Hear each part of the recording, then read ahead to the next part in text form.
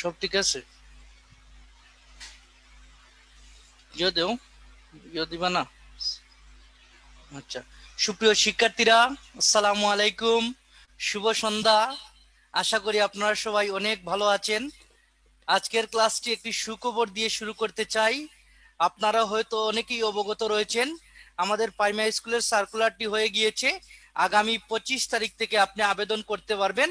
যারা প্রাইমারি স্কুলে চাকরি করতে চান তাদের জন্য অত্যন্ত বড় একটি সুবর্ণ সুযোগ, এবং এটি যারা কাজে লাগাতে চান এখন থেকেই মাঠে নেমে পড়ুন। আপনার যা কিছু আছে তাই নিয়ে প্রস্তুত থাকতে হবে। প্রাইমারি পরীক্ষা যখনই হবে তখনই আপনি প্রস্তুত। সুপ্রিয় শিক্ষার্থীরা, অনেকদিন পর আপনাদের সাথে দেখা, দীর্ঘ 1 মাস গত মাসে ক্লাস নিয়ে গিয়েছি, এই মাসে আর হয়তো কথা হয় নাই। আজকে আমরা বাংলাদেশের অত্যন্ত গুরুত্বপূর্ণ একটা টপিক নিয়ে আলোচনা করতে চাই। মনে হয় আপনাদের রুটিনে দেয়া হয়েছিল উপজাতি নিয়ে ক্লাস হবে, কিন্তু ওই জায়গায় আসার পর আমাদের একটু সুবিধার জন্য টপিক চেঞ্জ করেছি। আগামীকালকে উপজাতি ক্লাস হবে, আর আজকে ক্লাস হবে বাংলাদেশের জাতীয় অর্জন ও গুরুত্বপূর্ণ ব্যক্তি। অত্যন্ত গুরুত্বপূর্ণ একটা টপিক, যে কোনো পরীক্ষায় আসে, তাই গুরুত্ব বিবেচনা করে এই টপিকটা আগে নিয়ে আসছি। আমাদের আজকের আলোচনার বিষয় হচ্ছে বাংলাদেশের জাতীয় অর্জন ও গুরুত্বপূর্ণ ব্যক্তি। এই পয়েন্ট লিখে আপনি আন্ডারলাইন করবেন। বাংলাদেশের জাতীয় অর্জন ও গুরুত্বপূর্ণ ব্যক্তি লিখে আন্ডারলাইন করবেন।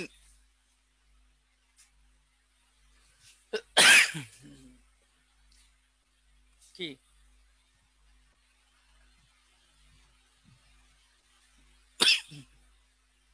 তাহলে একটু খাতায় লিখে পেলেন, বাংলাদেশের জাতীয় অর্জন ও গুরুত্বপূর্ণ ব্যক্তি। যেখান থেকে বিসিএস এ 2 মার্ক আসে, প্রিয় শিক্ষার্থী, যেখান থেকে বিসিএস এ 2 মার্ক চলে আসে। আমি আপনাদের সাথে 3 দিন থাকবো। 3 দিন আপনাকে 3টা টপিক পড়াবো। আজকে পড়াবো বাংলাদেশের জাতীয় অর্জন, গুরুত্বপূর্ণ ব্যক্তি। আগামীকালকে পড়াবো উপজাতি, আর শেষ দিন পড়াবো বাংলাদেশের গুরুত্বপূর্ণ প্রতিষ্ঠান, স্থান এবং স্থাপনা। এই 3টা টপিক নিয়ে আপনার সাথে আমার 3 দিন কথা হবে। আশা করি প্রিয় শিক্ষার্থীরা আপনারা ক্লাসটি উপভোগ করবেন।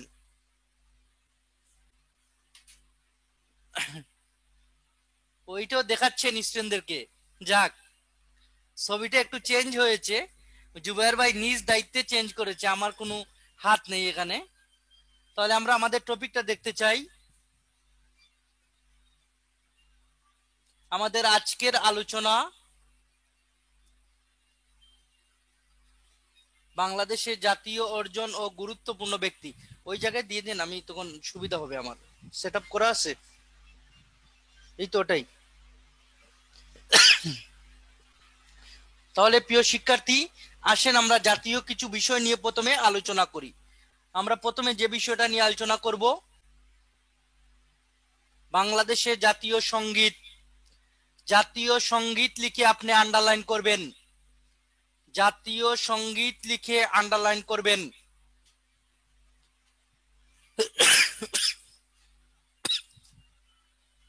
জাতীয় সঙ্গীত লিখে আন্ডারলাইন করবেন। নিচে স্টার চিহ্ন দিয়ে লিখবেন বিশ্বকবি রবীন্দ্রনাথ ঠাকুরের, বিশ্বকবি রবীন্দ্রনাথ ঠাকুরের আমার সোনার বাংলা গানের, বিশ্বকবি রবীন্দ্রনাথ ঠাকুরের আমার সোনার বাংলা গানের প্রথম 10 লাইন। ভাই মার্কার কোথায়? বিশ্বকবি রবীন্দ্রনাথ ঠাকুরের আমার সোনার বাংলা গানের প্রথম 10 লাইন বাংলাদেশের জাতীয় সঙ্গীত হিসেবে পরিচিত। বিশ্বকবি রবীন্দ্রনাথ ঠাকুরের আমার সোনার বাংলা গানের প্রথম 10 লাইন বাংলাদেশের জাতীয় সঙ্গীত হিসেবে পরিচিত। নিচে স্টার চিহ্ন দিয়ে লিখবেন এটি 1905 সালে, এটি 1905 সালে সর্বপ্রথম, এটি 1905 সালে সর্বপ্রথম বঙ্গদর্শন পত্রিকায় প্রকাশিত হয়। এটি 1905 সালে সর্বপ্রথম বঙ্গদর্শন পত্রিকায় প্রকাশিত হয়। এটি 1905 সালে সর্বপ্রথম বঙ্গদর্শন পত্রিকায় প্রকাশিত হয়। ভাই ওই চেকটা আমার ওই জায়গায় দিয়ে দিবেন, আমার জন্য খুব সুবিধা হয়।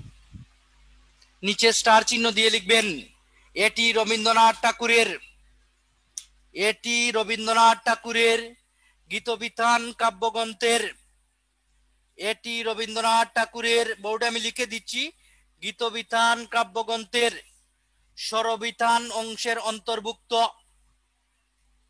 এটি রবীন্দ্রনাথ ঠাকুরের গীতবিতান কাব্যগ্রন্থের স্বরবিতান অংশের অন্তর্ভুক্ত।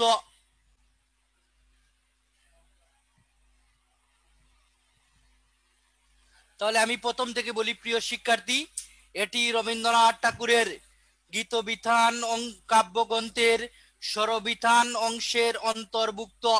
আপনার চাকরির পরীক্ষায় যদি প্রশ্ন আসে এটি রবীন্দ্রনাথের কোন কাব্যগ্রন্থ থেকে নেওয়া হয়েছে, প্রথমে চিন্তা করে দেখবেন আপনার অপশনে গীতবিতান আছে কি নাই। যদি গীতবিতান এবং স্বরবিতান একসাথে থাকে আপনি গীতবিতান দিবেন, আর যদি গীতবিতান না থাকে আপনি স্বরবিতান দিবেন। নিচে স্টার চিহ্ন দিয়ে লিখবেন,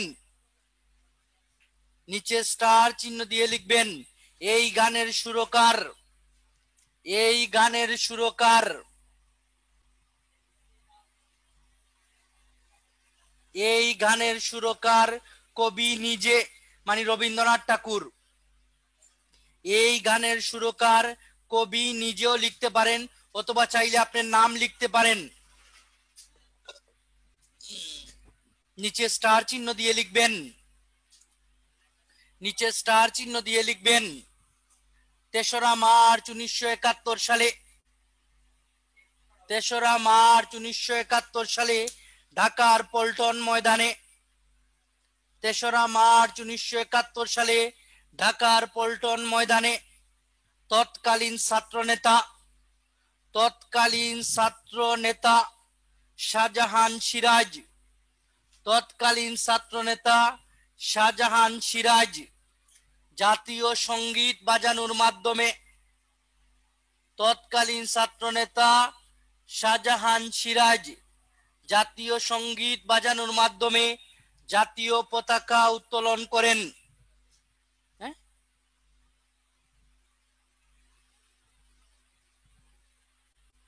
আচ্ছা,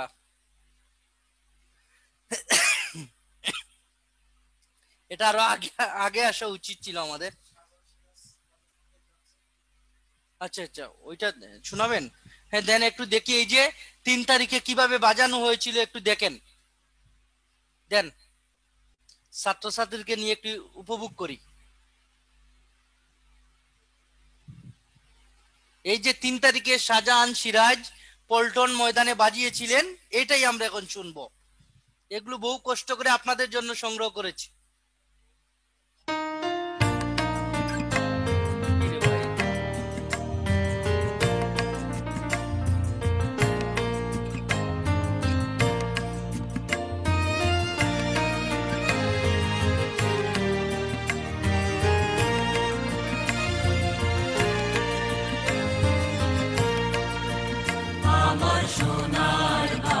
আরে অনেকেই দাঁড়িয়েছেন, দাঁড়িয়ে যান।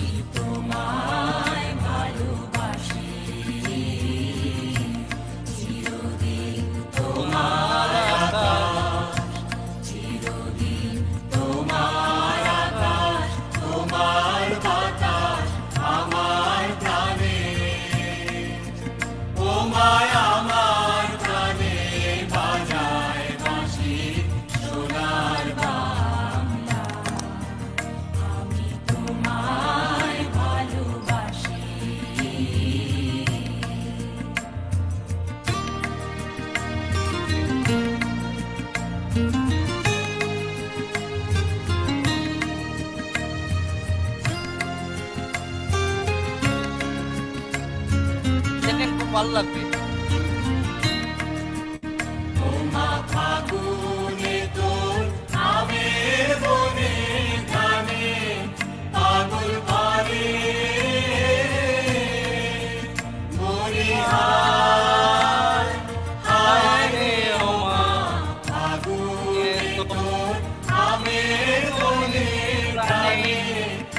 আগুন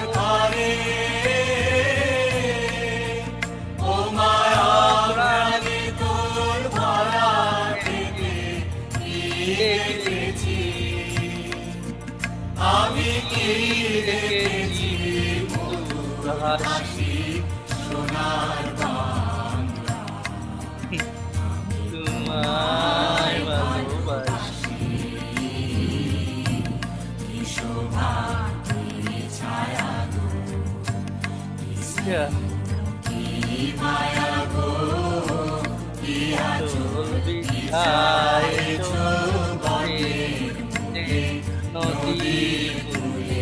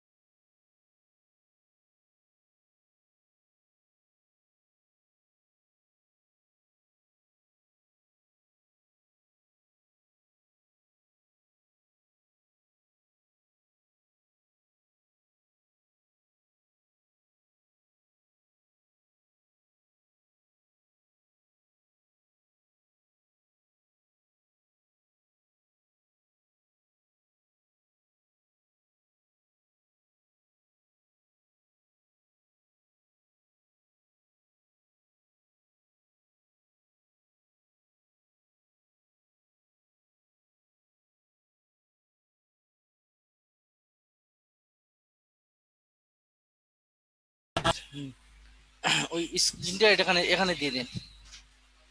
তাহলে সুপ্রিয় শিক্ষার্থীরা, এটা কি আমরা যে জায়গায় ছিলাম জাতীয় পতাকাতে যাওয়ার আগে কথা বলতে চাই।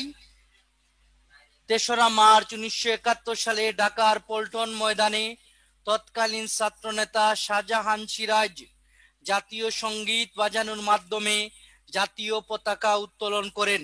এই যে আমরা কিছু পড়লাম, এই জায়গা থেকে কিভাবে প্রশ্ন তৈরি হতে পারে, আপনি কিভাবে বাসায় পরীক্ষার জন্য প্রশ্ন তৈরি করবেন, সুপ্রিয় শিক্ষার্থী আপনাকে বলে দিতে চাই। যেটা হচ্ছে প্রথম প্রশ্ন আপনার জন্য হতে পারে, বাংলাদেশের জাতীয় সঙ্গীতের রূপকার কে? বাংলাদেশের জাতীয় সঙ্গীতটি প্রথম কত সালে প্রকাশিত হয়েছিল? প্রথম প্রশ্ন যদি এটা হতে পারে, অনেক চাকরির পরীক্ষায় এই প্রশ্ন এসেছে, মনে রাখবেন, আন্ডারলাইন করেন ১৯০৫। ১৯০৫ কথাটি আন্ডারলাইন করেন। তারপরে দেখেন আপনাকে লিখিয়েছি বঙ্গদর্শন।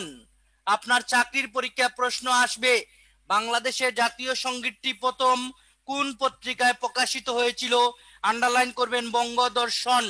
আপনার চাকরির পরীক্ষা প্রশ্ন হবে বাংলাদেশের জাতীয় সঙ্গীতটি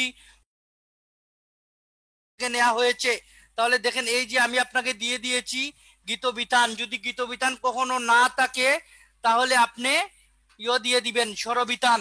দেখতে পাচ্ছি অনেকেই আমাকে লিখেছেন। আচ্ছা যাই হোক, স্যার বিসিএস পিলির আগে কি প্রাইমারি হবে? আসলে এটা বড় বড় মুশকিল। তারপর স্যার আপনার জন্য অপেক্ষায় থাকি। অসংখ্য ধন্যবাদ ভাই। আচ্ছা যাই হোক, অঞ্জনা ইসলাম রিয়েল হিরো। আচ্ছা যাক, অসংখ্য ধন্যবাদ। এগুলো না বললেই হবে, কারণ আমি আপনাদের উপর সর্বদাই অনেক খুশি থাকি এবং আপনাদের জন্য সবসময় দোয়া করি যাতে আপনারা আপনার পরিবারের জন্য এবং আপনার পরবর্তী জীবনটাকে সুন্দর করার জন্য ভালো কিছু করতে পারেন। আর এই ভালো কিছু করতে গিয়ে আমি এই ক্ষুদ্র মানুষটি যদি আপনাকে বিন্দু পরিমাণ কিছু সহযোগিতা করতে পারি, তাহলে আমি নিজেকে এটা নিয়ে অনেক গর্ববোধ মনে করি। প্রিয় শিক্ষার্থী, তাহলে আমরা আমাদের জায়গায় চলে যেতে চাই। যদি চাকরির পরীক্ষা প্রশ্ন আসে যে বাংলাদেশের জাতীয় সঙ্গীতটি রবীন্দ্রনাথের কোন কাব্যগ্রন্থ থেকে নেওয়া হয়েছে, তাহলে গীতবিতান থাকবে। আর যদি গীতবিতান এবং স্বরবিতান একসাথে থাকে, আপনি গীতবিতান দিবেন। গীতবিতান যদি না থাকে, স্বরবিতান দিবেন। আপনার চাকরির পরীক্ষা প্রশ্ন আসতে পারে এই গানটির সুরকার কে, অথবা বাংলাদেশের জাতীয় সঙ্গীতের সুরকার কে? তাহলে আমরা জানাই আছে কবি রবীন্দ্রনাথ ঠাকুর। আপনাকে লিখিয়েছি কবি নিজে, তার মানে রবীন্দ্রনাথ ঠাকুর। আপনার চাকরির পরীক্ষা প্রশ্ন আসতে পারে বাংলাদেশের জাতীয় সঙ্গীত বাংলাদেশে প্রথম কত তারিখে বাজানো হয়? আনসার হবে ৩রা মার্চ ১৯৭১। আনসার হবে ৩রা মার্চ ১৯৭১। পরবর্তী প্রশ্ন আপনার জন্য হতে পারে যে বাংলাদেশের জাতীয় সঙ্গীতটি প্রথম কোন জায়গায় বাজানো হয়? মনে রাখবেন ঢাকার পল্টন ময়দানে। সুপ্রিয় শিক্ষার্থী, এগুলো আন্ডারলাইন করেন, এভাবে এভাবে আন্ডারলাইন করে করে রাখেন। পরবর্তী প্রশ্ন হতে পারে বাংলাদেশের জাতীয় সঙ্গীতটি প্রথম কে বাজিয়েছেন? মনে রাখবেন শাহজাহান সিরাজ। প্রিয় শিক্ষার্থী, আমি আপনাদেরকে একটি প্রশ্ন দিতে চাই। এই যে আমি বলেছি তৎকালীন ছাত্রনেতা শাহজাহান সিরাজ, আমি আপনাদের কাছ থেকে জানতে চাই তিনি ছাত্রলীগের কোন পদবিতে ছিলেন? শাহজাহান সিরাজ সেই সময় ছাত্রলীগের কোন পদে ছিলেন? আপনি কমেন্টসে আমাকে জানাবেন।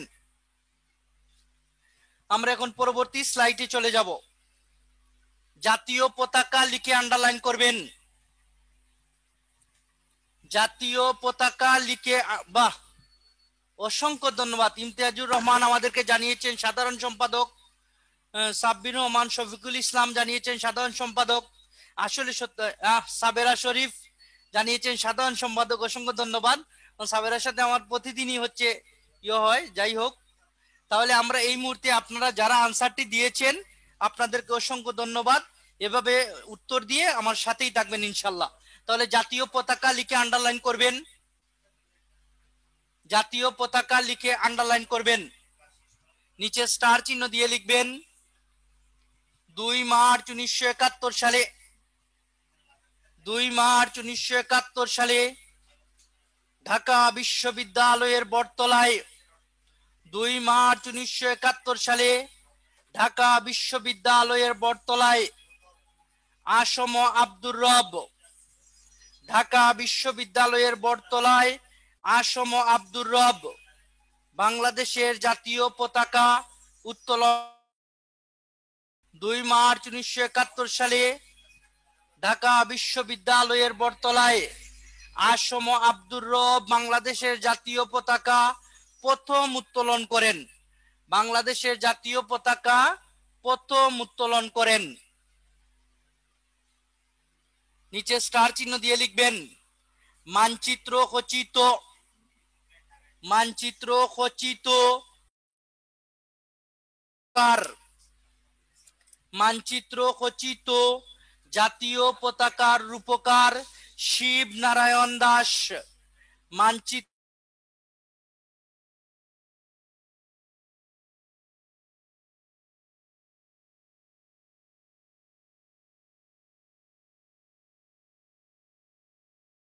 যে কোনো জায়গায় আপনাকে জিজ্ঞাসা করতে পারে, নিচে স্টার চিহ্ন দিয়ে লিখবেন বাংলাদেশের বর্তমান পতাকার রূপকার, বাংলাদেশের বর্তমান পতাকার রূপকার কামরুল হাসান, বাংলাদেশের বর্তমান পতাকার রূপকার কামরুল হাসান।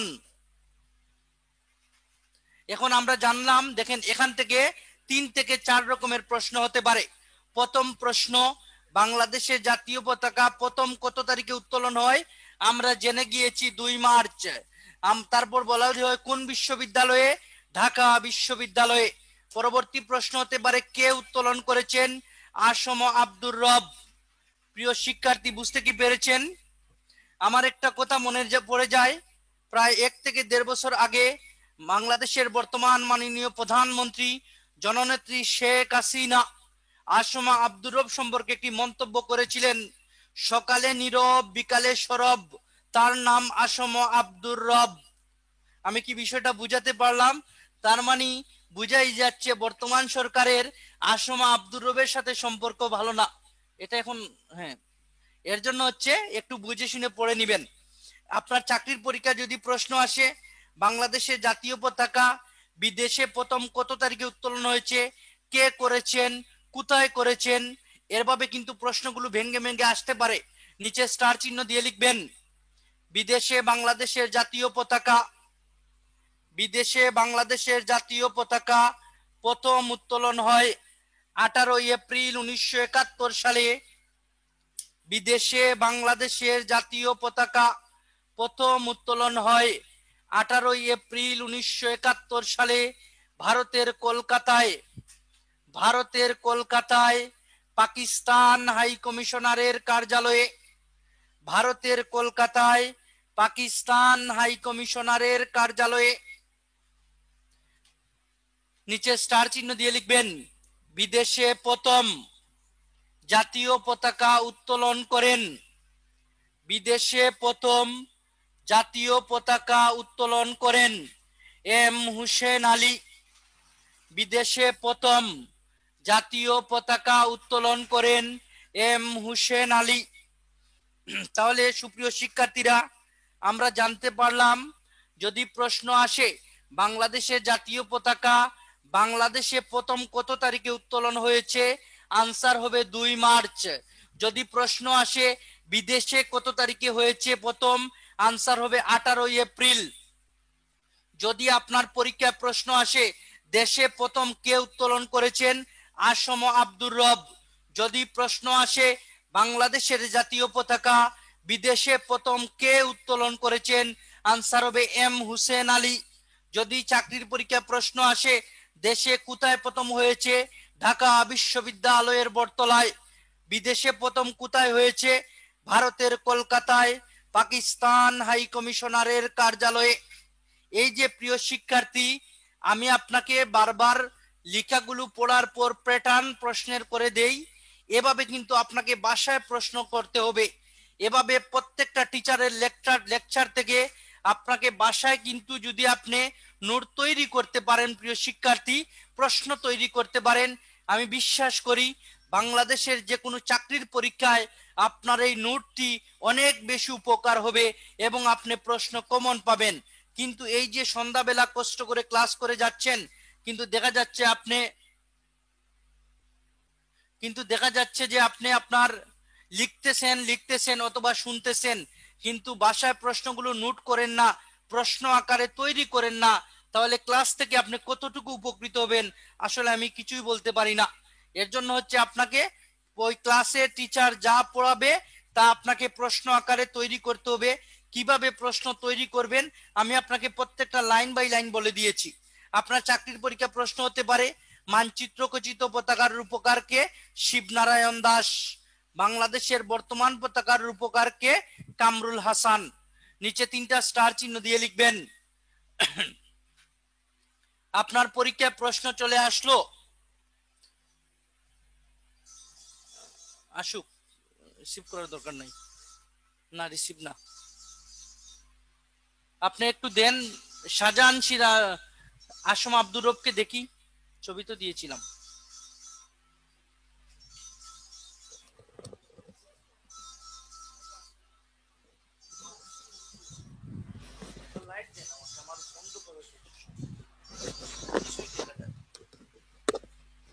আপনার ইয়োটা চোখে পড়লে আমি একদম হতাশ হয়ে যাই। হ্যাঁ ঠিক আছে, এই যে দেখেন পতাকা উত্তোলন হয়েছিল, এই যে আসম আব্দুর রব, উনি হচ্ছেন আসম আব্দুর রব। আমার খুব ওনার একটি কথা আমার খুব ভালো লেগেছিল প্রিয় শিক্ষার্থী, ওনার একটি কথা আমার খুব ভালো লেগেছিল। স্যার কাজী আরিফ তো করছে না, বুঝি নাই। শিবনারায়ণ দাস আনসার দিয়েছেন অনেকেই। যেটা হচ্ছে প্রিয় শিক্ষার্থী, উনার একটি কথা আমি খুব ভালো লেগেছে আমার। আমি সেদিন দেখলাম 71 টেলিভিশনে উনাকে আনা হয়েছে, মানে ফেসবুকের মাধ্যমে একজন সাংবাদিক উনাকে অনেক প্রশ্ন করতেছে।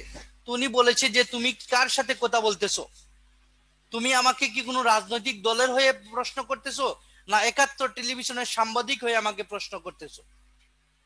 উনি বলল আমি 60 বছর যাবৎ রাজনীতি করি, তোমার বয়সও এখন পর্যন্ত 60 বছর হয় নাই, আমার রাজনীতির বয়স 60 বছর। আসলে ওনাদের জন্য দেশের যথেষ্ট অবদান রয়েছে, উনি খুব মুক্তিযুদ্ধকালীন সময়ে অনেক অবদান রেখেছেন। আর শেখ মুজিবুর রহমানকে জাতির জনক উপাধিটা কিন্তু তিনি দিয়েছেন, এই আসম আব্দুর রব। তাহলে আপনার চাকরির পরীক্ষা কিন্তু প্রশ্ন চলে আসতে পারে বাংলাদেশের জাতীয় পতাকা আনুষ্ঠানিকভাবে কোথায় উত্তোলন হয়েছে, কে উত্তোলন করেছেন, কত তারিখে উত্তোলন করেছে, এরকম একটা প্রশ্ন হতে পারে। 3টা স্টার চিহ্ন দিয়ে লিখবেন, 3টা স্টার চিহ্ন দিয়ে লিখবেন। 23 মার্চ 1971 সালে, 23 মার্চ 1971 সালে বঙ্গবন্ধু শেখ মুজিবুর রহমান, 23 মার্চ 1971 সালে বঙ্গবন্ধু শেখ মুজিবুর রহমান নিজ বাসভবনে, বঙ্গবন্ধু শেখ মুজিবুর রহমান নিজ বাসভবনে বাংলাদেশের জাতীয় পতাকা আনুষ্ঠানিকভাবে উত্তোলন করেন, নিজ বাসভবনে আনুষ্ঠানিকভাবে উত্তোলন করেন 23 মার্চ 1971 সালে বঙ্গবন্ধু শেখ মুজিবুর রহমান নিজ বাসভবনে বাংলাদেশের জাতীয় পতাকা আনুষ্ঠানিকভাবে উত্তোলন করেন। এখান থেকে আমার প্রাণপ্রিয় শিক্ষার্থীরা তিনটা প্রশ্ন হতে পারে যে আনুষ্ঠানিকভাবে কত তারিখে করা হয়েছে? 23 মার্চ 1971। কোন জায়গায় করা হয়েছে? নিজ বাসভবন মানে ধানমন্ডির 32 নম্বরে। কে করেছেন? বঙ্গবন্ধু শেখ মুজিবুর রহমান করেছেন। এই হচ্ছে প্রিয় শিক্ষার্থী এখান থেকে প্রশ্ন। আমরা পরবর্তী স্লাইডে চলে যাব।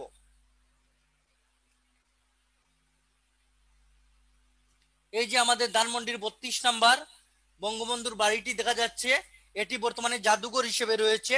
অনেকেই জানি এই বাড়িতে ঘুরতে গিয়েছেন। আমরা বাংলাদেশের জাতীয় প্রতীক নিয়ে লিখব। জাতীয় প্রতীক লিখে আন্ডারলাইন করবেন প্রিয় শিক্ষার্থীরা। জাতীয় প্রতীক লিখে আন্ডারলাইন করবেন। আচ্ছা, আরো একটু স্লো বলবো। হালিমা আক্তার নিপা বলেছেন অসংখ্য ধন্যবাদ। অবশ্যই আমি স্লো বলবো।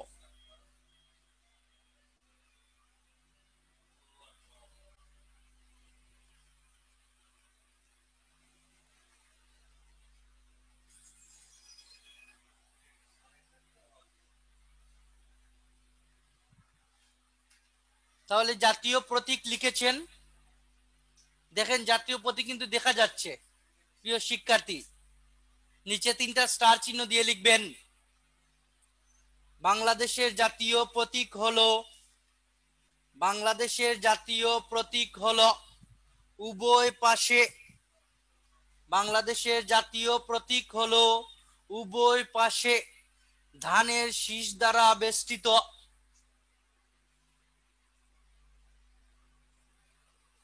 জয়তিপাল আপনি বলছেন জাতীয় পতাকার স্যার কি করেছেন? আমি জাতীয় পতাকার আগে জাতীয় সঙ্গীত নিয়ে পড়েছি। তো লিখবেন বাংলাদেশের জাতীয় প্রতীক হলো উভয় পাশে ধানের শীষ দ্বারা বেষ্টিত, উভয় পাশে ধানের শীষ দ্বারা বেষ্টিত পানিতে ভাসমান শাপলা। এই যে দেখেন পানিতে ভাসমান শাপলা। আমি আবার বলি, বাংলাদেশের জাতীয় প্রতীক হলো উভয় পাশে ধানের শীষ দ্বারা বেষ্টিত পানিতে ভাসমান শাপলা এবং এর শীর্ষ চূড়ায়, এবং এর শীর্ষ চূড়ায় প্রিয় শিক্ষার্থী লক্ষ্য করেন 3টি পাট গাছের পাতা, এবং এর শীর্ষ চূড়ায় সংযুক্ত লিখতে পারেন, এর শীর্ষ চূড়ায় সংযুক্ত 3টি পাট গাছের পাতা, এবং এর শীর্ষ চূড়ায় সংযুক্ত 3টি পাট গাছের পাতা ও দুই পাশে 2টি করে তারকা। এই যে দেখেন প্রিয় শিক্ষার্থী দেখা যাচ্ছে, ও দুই পাশে 2টি করে তারকা, মোট 4টি তারকা নিয়ে, মোট 4টি তারকা নিয়ে বাংলাদেশের জাতীয় প্রতীক গঠিত। মোট 4টি তারকা নিয়ে বাংলাদেশের জাতীয় প্রতীক গঠিত। আমার প্রাণপ্রিয় শিক্ষার্থীরা, আমি প্রথম থেকে বলবো, আপনি একটু মিলিয়ে নেবেন। বাংলাদেশের জাতীয় প্রতীক হলো উভয় পাশে, এই যে ধানের শীষ দেখতেছেন, উভয় পাশে ধানের শীষ দ্বারা বেষ্টিত পানিতে ভাসমান শাপলা এবং এর শীর্ষ চূড়ায় সংযুক্ত 3টি পাট গাছের পাতা ও দুই পাশে 2টি করে তারকা, মোট 4টি তারকা নিয়ে বাংলাদেশের জাতীয় প্রতীক গঠিত। মোট 4টি তারকা নিয়ে বাংলাদেশের জাতীয় প্রতীক গঠিত। প্রিয় শিক্ষার্থী, আমি আপনাদের কাছ থেকে জানতে চাই জাতীয় প্রতীকের রূপকার কে ছিলেন? আপনারা আমাকে জানান, জাতীয় প্রতীকের রূপকার কে ছিলেন? জাতীয় প্রতীকের রূপকার কে ছিলেন? এস.ডি. কিল্টন জানিয়ে দিয়েছেন, বাহ। সাব্বির হোসেন জানিয়ে দিয়ে, সুহাগ জানিয়ে দিয়েছেন, আমরা দেখতে পাচ্ছি নাইম ভাই জানিয়ে দিয়েছেন, গুড। অঞ্জনা সাবেরা, আলহামদুলিল্লাহ। এই যে আপনারা, আপনি কি জানেন এই প্রশ্নটা আমাদের অনেক স্টুডেন্টরা ভুল করে, ওরা দিয়ে কেউ বলে এন সাহা। মনে রাখবেন এন সাহা হচ্ছেন রাষ্ট্রীয় মনোগ্রাম যেটা এটার, কিন্তু জাতীয় প্রতীকের রূপকার হচ্ছেন কামরুল হাসান। আমরা নূরজাহান লিখেছেন, এম ফাহিম লিখেছেন আমাদেরকে, অনেকেই আমাদেরকে জান্নাতুল ফেরদৌস আমাদেরকে আনসার দিয়েছেন, উত্তর সঠিক হয়েছে। আপনাদের সবাইকে অভিনন্দন এভাবে আমাকে ক্লাসে রেসপন্স করার জন্য। তাহলে জাতীয় প্রতীকের রূপকার হচ্ছেন কামরুল হাসান। আমার প্রাণপ্রিয় শিক্ষার্থীরা, এই মুহূর্তে আপনি কোন বিষয়গুলো আন্ডারলাইন করে রাখবেন? আমি বলেছি বাংলাদেশের জাতীয় প্রতীক হলো উভয় পাশে ধানের শীষ দ্বারা বেষ্টিত পানিতে ভাসমান শাপলা। ওই পানিতে ভাসমান শাপলাটা এভাবে আন্ডারলাইন করেন, পানিতে ভাসমান শাপলা কথাটি আন্ডারলাইন করেন। এবং এর শীর্ষ চূড়ায় সংযুক্ত তিনটি পাট গাছের পাতা, এই তিনটি পাট গাছের পাতা এভাবে আন্ডারলাইন করেন। ও দুই পাশে দুটি করে তারকা, দুটি করে তারকা আন্ডারলাইন করেন। সর্বমোট 4টি তারকা নিয়ে, অথবা মোট 4টি তারকা, এই 4টি সংখ্যাটি আন্ডারলাইন করবেন। তারকা নিয়ে বাংলাদেশের জাতীয় প্রতীক গঠিত। আমার প্রাণপ্রিয় শিক্ষার্থীরা, আপনার এখান থেকে প্রশ্ন আপনার জন্য এইভাবে আসতে পারে, বাংলাদেশের জাতীয় প্রতীকে কয়টি পাট গাছের পাতা রয়েছে? 3টি। আবার বলি প্রিয় শিক্ষার্থী, প্রশ্ন আপনি বাসায় এইভাবে লিখবেন, বাংলাদেশের জাতীয় প্রতীকে মানে পাতা হচ্ছে, পাট গাছের পাতা হচ্ছে 3টি, তারকা হচ্ছে 4টি। আপনার পরীক্ষা প্রশ্ন দিবে বাংলাদেশের জাতীয় প্রতীকে মোট কতটি তারকা রয়েছে? 4টি তারকা রয়েছে। তারপর যদি আসে যে দুই পাশে কয়টি করে, মনে রাখবেন 2টি করে তারকা। এটি আপনাকে যে কোনো ভাইবা বোর্ডে বলতে পারে আপনি বাংলাদেশের জাতীয় প্রতীক সম্পর্কে একটু বর্ণনা করেন, তখন আপনাকে সুন্দর করে বলে দিতে হবে। এখন আপনাকে প্রশ্ন করে ফেললো প্রিয় শিক্ষার্থী, বাংলাদেশের জাতীয় প্রতীক দ্বারা কি বোঝানো হয়? বাংলাদেশের জাতীয় প্রতীক দ্বারা কি বোঝানো হয়? এইরকম প্রশ্ন কিন্তু আপনার পরীক্ষা আসতে পারে। নিচে 3টা স্টার চিহ্ন দিয়ে লিখবেন, নিচে 3টা স্টার চিহ্ন দিয়ে লিখবেন বাংলাদেশের জাতীয় প্রতীকের মাধ্যমে, বাংলাদেশের জাতীয় প্রতীকের মাধ্যমে বোঝানো হয়েছে, বাংলাদেশের জাতীয় প্রতীকের মাধ্যমে বোঝানো হয়েছে, বাংলাদেশের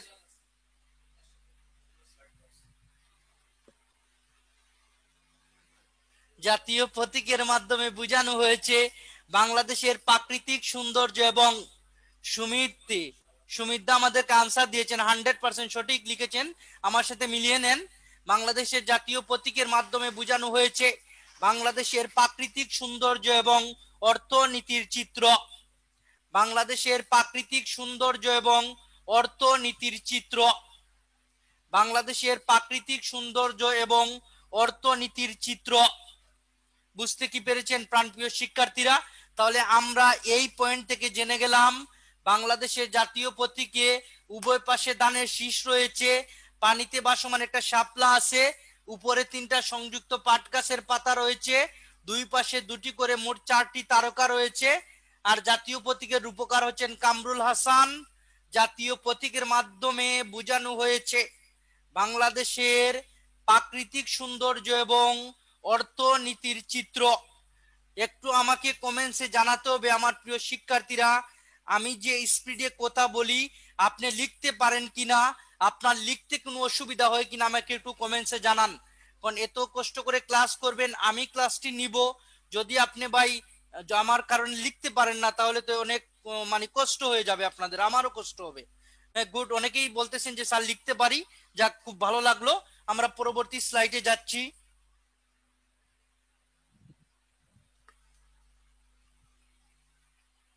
এই যে কামরুল হাসানকে আমরা দেখতে পাচ্ছি, একটু এক পলক দেখে নেন। বাহ, এই মুহূর্তে আমরা যে টপিক নিয়ে আলোচনা করব, জাতিসংঘে বাংলাদেশ। জাতিসংঘে বাংলাদেশ লিখে আন্ডারলাইন করবেন প্রিয় শিক্ষার্থীরা। জাতিসংঘে বাংলাদেশ লিখে, ও আচ্ছা, অভিজিৎ বলছেন NN শাহ কিসের ডিজাইনার? রাষ্ট্রীয় মনোগ্রামের ডিজাইনার, রাষ্ট্রীয় মনোগ্রামের ডিজাইনার NN শাহ। তাহলে প্রিয় শিক্ষার্থী, আমাদের প্রশ্ন হচ্ছে জাতিসংঘে বাংলাদেশ। তার আগে আপনাদেরকে আমি একটি ইনফরমেশন দিতে চাই, এটা আপনারা অনেকেই জানেন আবার অনেকেই জানেন না। প্রিয় শিক্ষার্থীরা, আপনি যখন বিসিএস ক্যাডার অফিসার হয়ে যদি প্রশাসনে নিয়োগপ্রাপ্ত হন, আপনি হয়তো জানেন বাংলাদেশের যে প্রধানমন্ত্রী থাকবেন তিনি কিন্তু সেপ্টেম্বর মাসে হচ্ছে আমাদের জাতিসংঘের অধিবেশনে যান। আপনি কি জানেন সেখানে তিনি শুধু মন্ত্রী এমপিদেরকে নিয়ে যান না, বিভিন্ন সচিবালয়ের মন্ত্রণালয়ের আমাদের বিসিএস ক্যাডার অফিসাররা যারা গুরুত্বপূর্ণ দায়িত্বে থাকেন তাদেরকে নিয়ে বিভিন্ন উপজেলার ইউএনওকে নেন, বিভিন্ন জেলার ডিসি কে নেন, কোন বিভাগীয় কমিশনারকে নেন, পুলিশের এসপি কে নেন, এইভাবে বড় একটি বহর নিয়ে জাতিসংঘে যান। আমরা বিশ্বাস করি, আমি মনে প্রাণে বিশ্বাস করি এবং স্বপ্ন দেখি আমার কোনো প্রাণপ্রিয় ছাত্রছাত্রী আজকের ক্লাসে যারা রয়েছে তারা ভবিষ্যতের প্রধানমন্ত্রীর সাথে সফর সঙ্গী হয়ে জাতিসংঘে যাবে। এটা আমরা স্বপ্ন দেখতেই পারি। আপনার কাছে অবাস্তব মনে হলেও আমার মনে হচ্ছে অবাস্তব না। আপনি তো বিসিএস ক্যাডার অফিসার হওয়ার জন্যই পড়াশোনা করতেছেন, তাহলে আপনার দ্বারা তো সম্ভব করতেই হবে। যেহেতু মাঠে নেমেই পড়েছেন, আপনার পিছনে যাওয়ার কোনো সুযোগ নেই। বিসিএস ক্যাডার অফিসার হওয়ার পরই আপনাকে শান্তি খুঁজতে হবে। এই করোনাকালীন সময়ে একটা সরকারি চাকরির যে কত গুরুত্ব এটা মানুষ হারে হারে টের পেয়েছে। প্রিয় শিক্ষার্থী, যদি নিজের নিরাপত্তা চান, আপনার ভবিষ্যৎ প্রজন্মের নিরাপত্তা চান, আপনাকে অবশ্যই একটা ভালো চাকরি নিতে হবে। আর যদি বাবার কোনো হোটেল সম্পদ থাকে তাহলে আপনি ভালো ব্যবসা করতে পারবেন, কোনো অসুবিধা নেই। তাহলে আমাদের এই মুহূর্তের পয়েন্ট হচ্ছে জাতিসংঘে বাংলাদেশ।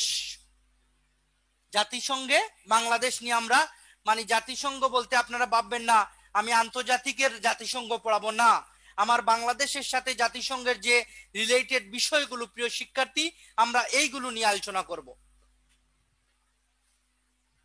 লিখবেন, আচ্ছা আমরা দেই,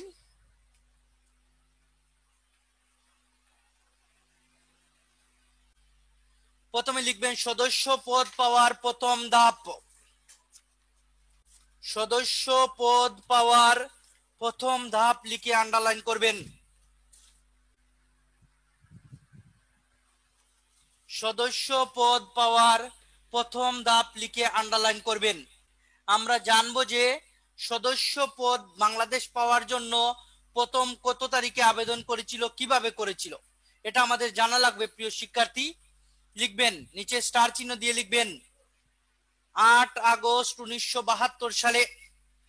8 আগস্ট 1972 সালে বাংলাদেশ জাতিসংঘের সদস্য পদ পাওয়ার জন্য 8 আগস্ট 1972 সালে বাংলাদেশ জাতিসংঘের সদস্য পদ পাওয়ার জন্য প্রথম আবেদন করে।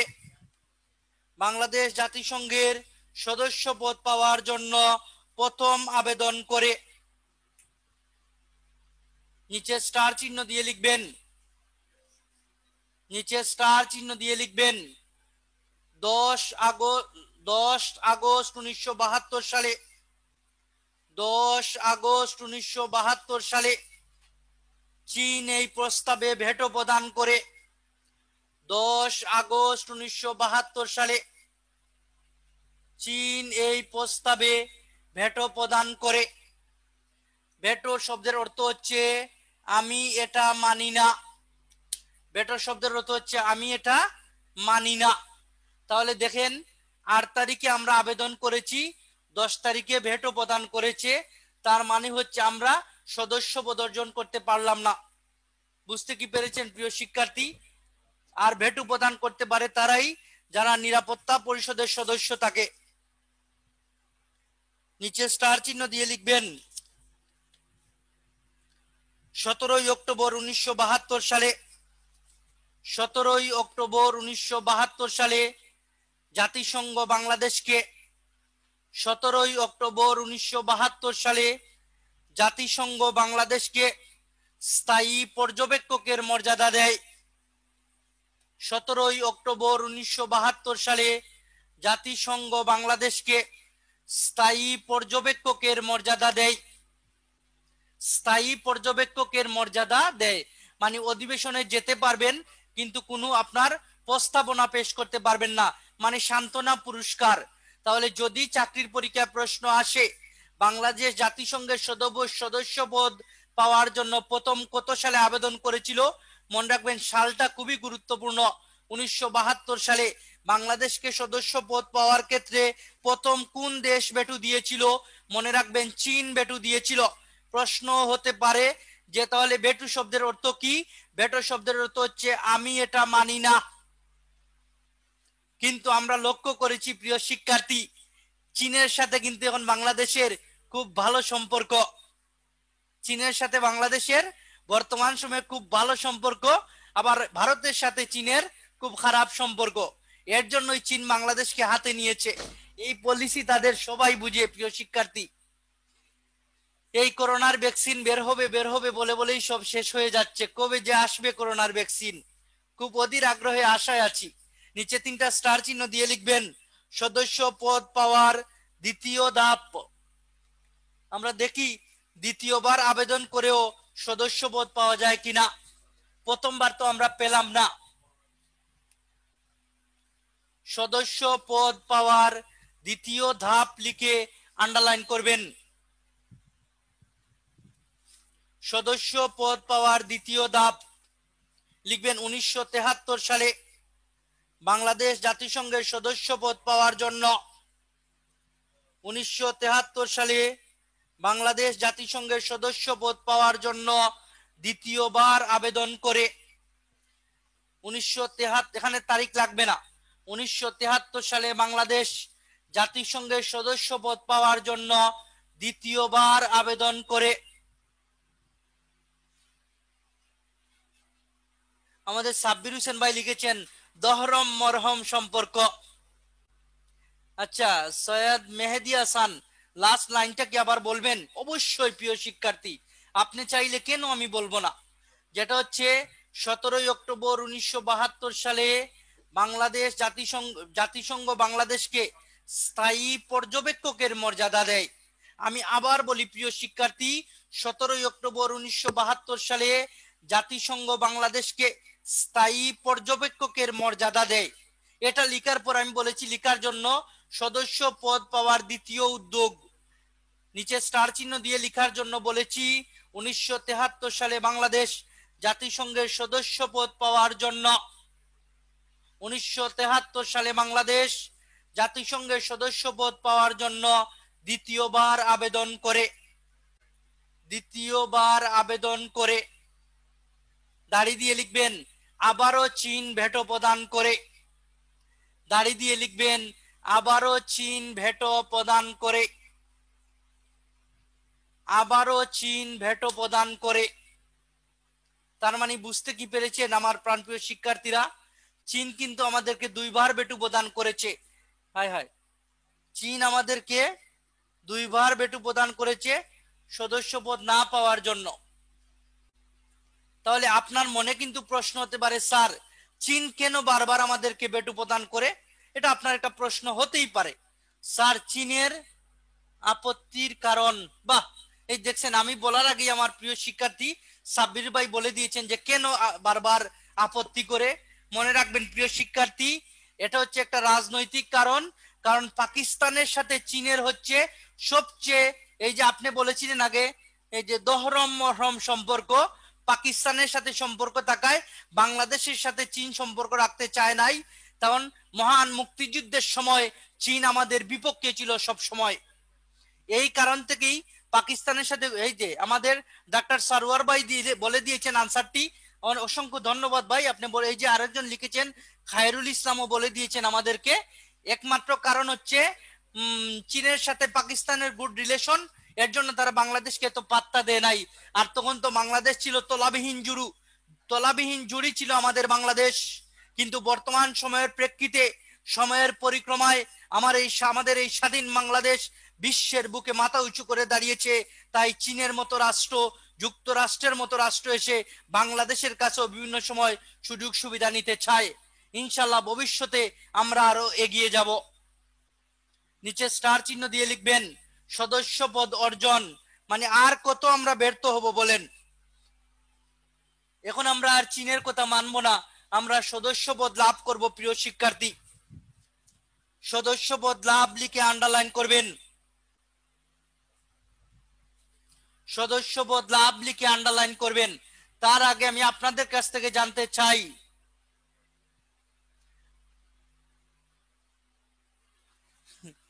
আপনাদের কাছ থেকে জানতে চাই প্রিয় শিক্ষার্থীরা, বাংলাদেশ জাতিসংঘের কাছ থেকে সদস্যপদ লাভ করে কত তারিখে?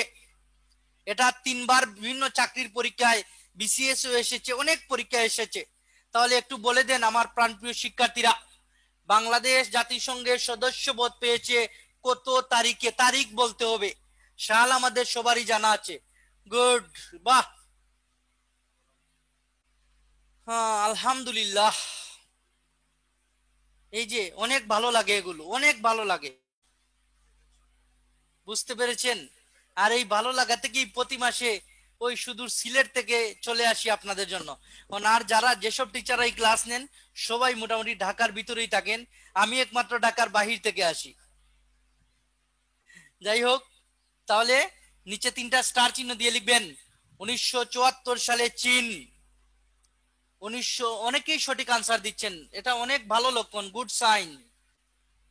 নিচে স্টার চিহ্ন দিয়ে লিখবেন 1974 সালে চীন কোন, 1974 সালে, এই যে বোর্ডে লিখে দিচ্ছি, 1974 সালে চীন কোন ভেটো প্রদান না করায়, 1974 সালে চীন কোন ভেটো প্রদান না করায়, মানে চীন কোনো ভেটো প্রদান না করায় জাতিসংঘের সাধারণ পরিষদের, জাতিসংঘের সাধারণ পরিষদের 29তম অধিবেশনে, জাতিসংঘের সাধারণ পরিষদের 29তম অধিবেশনে, জাতিসংঘের সাধারণ পরিষদের 29তম অধিবেশনে 17ই সেপ্টেম্বর 1974 সালে, 17ই সেপ্টেম্বর 1974 সালে, 17ই সেপ্টেম্বর 1974 সালে 136তম দেশ হিসেবে, 136তম দেশ হিসেবে জাতিসংঘ বাংলাদেশকে সদস্যপদ প্রদান করে, 136তম দেশ হিসেবে জাতিসংঘ বাংলাদেশকে সদস্যপদ প্রদান করে 17ই সেপ্টেম্বর 1974 সালে 136তম দেশ হিসেবে জাতিসংঘ বাংলাদেশকে সদস্যপদ প্রদান করে। তাহলে আমার প্রাণপ্রিয় শিক্ষার্থীরা, যদি আপনার চাকরির পরীক্ষায় প্রশ্ন আসে বাংলাদেশ জাতিসংঘের কততম অধিবেশনে সদস্যপদ লাভ করে, তাহলে তো আমাদের জানাই হয়ে গেল 29তম অধিবেশনে। আপনার জন্য প্রশ্ন হতে পারে কততম দেশ হিসেবে, আমরা জেনে গেলাম 136তম দেশ হিসেবে, এটা তো আমাদের সকলেরই জানা রয়েছে। নিচে 3টা স্টার চিহ্ন দিয়ে একটা নোট লিখবেন, এটা বিসিএস এসেছিল এর জন্য লিখাবো, NOT দিয়ে একটা নোট লিখবেন প্রিয় শিক্ষার্থী, একটা নোট লিখে নিয়ে যাবেন। আপনি হয়তো জানেন বাংলাদেশের সাথে কিন্তু একই অধিবেশনে আরো 2টি দেশ সদস্যপদ লাভ করেছিল, আরো 2টি দেশ সদস্যপদ লাভ করেছিল প্রিয় শিক্ষার্থী, আরো 2টি দেশ সদস্যপদ লাভ করেছিল। তাহলে আমরা লিখবেন আপনি এ সময় কানাডা 137তম, এ সময় কানাডা 137তম এবং গিনি বিসাউ 138তম দেশ হিসেবে সদস্যপদ লাভ করে। এ সময় কানাডা 137তম এবং গিনি বিসাউ 138তম দেশ হিসেবে সদস্যপদ লাভ করে। আপনার চাকরির পরীক্ষা প্রশ্ন দিবে বাংলাদেশের সাথে একই অধিবেশনে আরো কয়টি দেশ জাতিসংঘের সদস্যপদ লাভ করেছিল? আনসার হবে 2টি। প্রথম দেশটির নাম কি? কানাডা, কততম? 137তম। দ্বিতীয় দেশের নাম কি? গিনি বিসাউ, কততম? 138তম। আমার প্রাণপ্রিয় শিক্ষার্থীরা, আপনি কি বুঝতে পেরেছেন?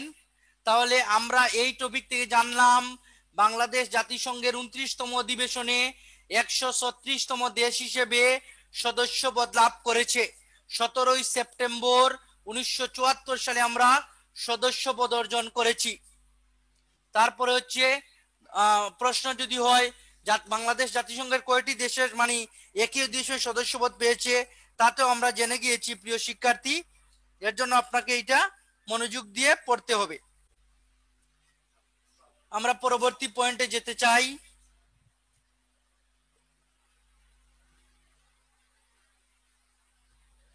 জাতিসংঘে বাংলায় ভাষণ। জাতিসংঘে বাংলায় ভাষণ লিখে আন্ডারলাইন করবেন। আচ্ছা, এবার কেন চীন ভেটু দেয় নাই? আমার শফিকুল ইসলাম কাজী আমাকে প্রশ্ন করেছেন। প্রিয় শিক্ষার্থী, আপনার প্রশ্নের জন্য আপনাকে ধন্যবাদ। যেটা হচ্ছে 1974 সালে আমাদেরকে ভেটু প্রদান করে নাই, কারণ হচ্ছে বাংলাদেশের তখন পররাষ্ট্র যারা কাজ করেছেন, মানে ফরেন পলিসি আমাদের খুব ভালো ছিল। আমরা সক্ষম হয়েছিলাম সবাইকে বুঝাতে যে আমরা জাতিসংঘের সদস্যপদ পাওয়ার ক্ষমতা রাখি, অধিকার আমাদের রয়েছে। এই পলিসির কারণেই আমরা অর্জন করতে পেরেছিলাম। তাহলে জাতিসংঘে বাংলায় প্রথম ভাষণটি অনেকেই 3টা স্টার চিহ্ন দিয়ে লিখবেন, খুবই গুরুত্বপূর্ণ।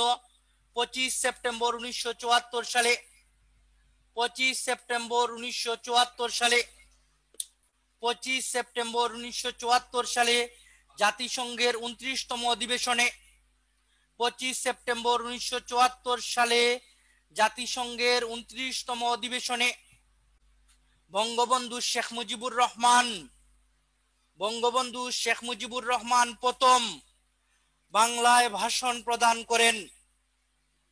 বঙ্গবন্ধু শেখ মুজিবুর রহমান বাংলায় প্রথম ভাষণ প্রদান করেন। লিখতে কি পেরেছেন আমার প্রাণপ্রিয় শিক্ষার্থীরা? এই প্রশ্নটা বিসিএসও এসেছে, যেহেতু বঙ্গবন্ধুর কথা রয়েছে আর যেহেতু প্রথম রয়েছে, এর জন্য এই পয়েন্টটা আপনার জন্য খুবই গুরুত্বপূর্ণ। আপনার চাকরির পরীক্ষায় প্রশ্ন দিতে পারে যে জাতিসংঘের কততম অধিবেশনে প্রথম বাংলায় ভাষণ প্রদান করা হয়েছিল? তাহলে আমরা জেনে গেলাম 29তম অধিবেশনে একটা। কত তারিখে দেয়া হয়েছিল? 25 সেপ্টেম্বর 1974 সালে। প্রথম কে দিয়েছিলেন? Bangabandhu Sheikh Mujibur Rahman.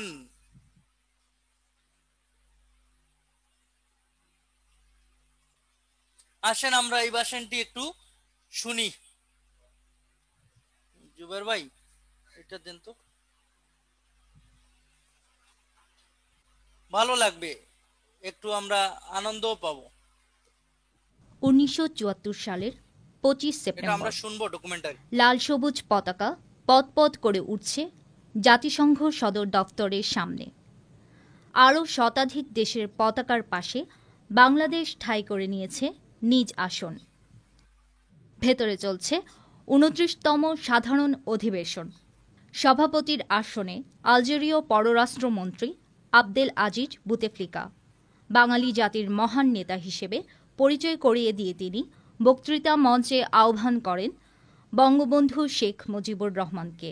J'ai le grand plaisir d'accueillir son Excellence, le Cheikh Mujibur Rahman, et je l'invite à venir à la tribune pour s'adresser à l'Assemblée générale. Avec la permission de l'Assemblée générale, je demande au chef du protocole d'aller chercher le Cheikh Mujibur Rahman, Premier ministre du Bangladesh. তুমুল করতালির মধ্যে বাঙালির মহানায়ক বঙ্গবন্ধু সদর্পে বিরচিত ভঙ্গিমায় আরোহণ করেন বক্তৃতা মঞ্চে।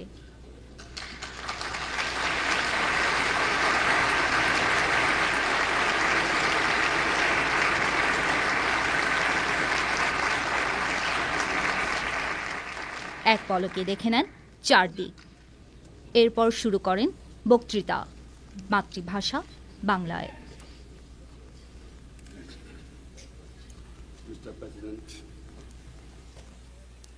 সম্মানিত প্রতিনিধিবৃন্দ, ভদ্র মহিলা ও ভদ্র মহোদয়গণ, আজ এই মহান পরিষদে আপনাদের সামনে দুটো কথা বলার সুযোগ পেয়ে আমি নিজকে ভাগ্যবান মনে করছি। মানব জাতির এই পার্লামেন্টে বাংলাদেশের ৬৭ কোটি মানুষ প্রতিনিধিত্ব লাভ করায় আপনাদের মধ্যে যে গভীর সন্তোষের ভাব আমি লক্ষ্য করেছি, আমিও তার অংশীদার। বাঙালি জাতির জন্য এটা এক ঐতিহাসিক মুহূর্ত, কারণ তার আত্মনিয়ন্ত্রণের অধিকার অর্জনের সংগ্রাম আজ বিরাট সাফল্য দ্বারা চিহ্নিত। একটি স্বাধীন দেশের স্বাধীন নাগরিক হিসাবে মুক্ত সম্মানজনক জীবনযাপনের অধিকার অর্জনের জন্য বাঙালি জাতি বহু শতাব্দী ধরে সংগ্রাম চালিয়ে এসেছে। তারা চেয়েছে বিশ্বের সকল জাতির সঙ্গে শান্তি ও সৌহার্দ্যের মধ্যে বসবাস করতে।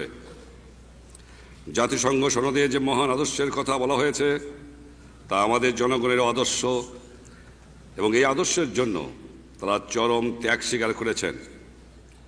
এমন এক বিশ্ব ব্যবস্থা গঠনে বাঙালি জাতি উৎসর্গীকৃত, যে ব্যবস্থায় সকল মানুষের শান্তি ও ন্যায় বিচার লাভের আকাঙ্ক্ষা প্রতিপ্ত হবে। এবং আমি জানি আমাদের এই প্রতিজ্ঞা গ্রহণের মধ্যে আমাদের লাখো লাখো শহীদের বিদেহী আত্মায় তৃপ্ত নিহিত রয়েছে।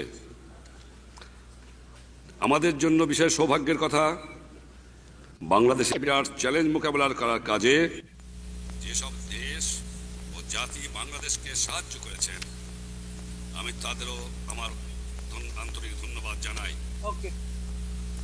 জাতিসংঘে আমাদের আসন গ্রহণকে যারা অভিনন্দন জানিয়েছেন, আমি তাদেরও বাংলাদেশের জনসাধারণের আন্তরিক ধন্যবাদ পৌঁছে দিচ্ছি। সে প্রতিশ্রুতি অধিকার যথেষ্ট ভালো হয়েছে। তাহলে প্রিয় শিক্ষার্থীরা, আমরা একটু শুনে নিলাম বিষয়টি, আমরা পরবর্তী স্টেপে চলে যেতে চাই।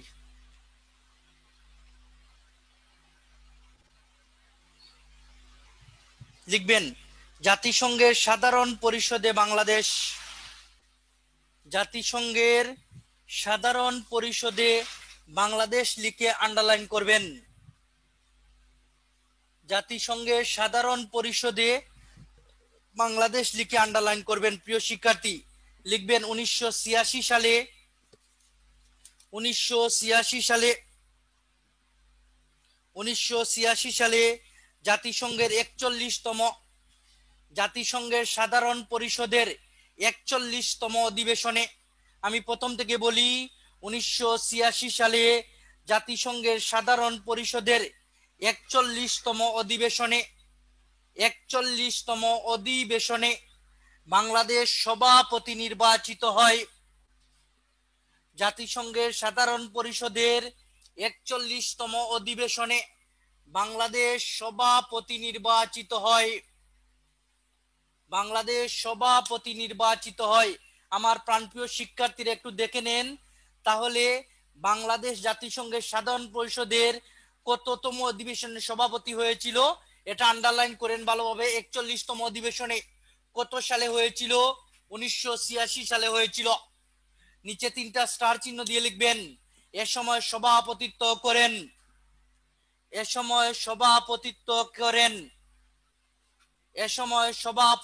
করেন বাংলাদেশের তৎকালীন পররাষ্ট্রমন্ত্রী।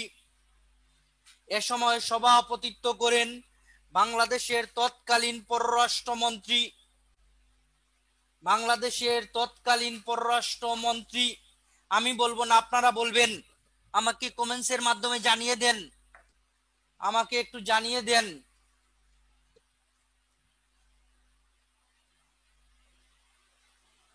একটু আমাকে জানিয়ে দেন।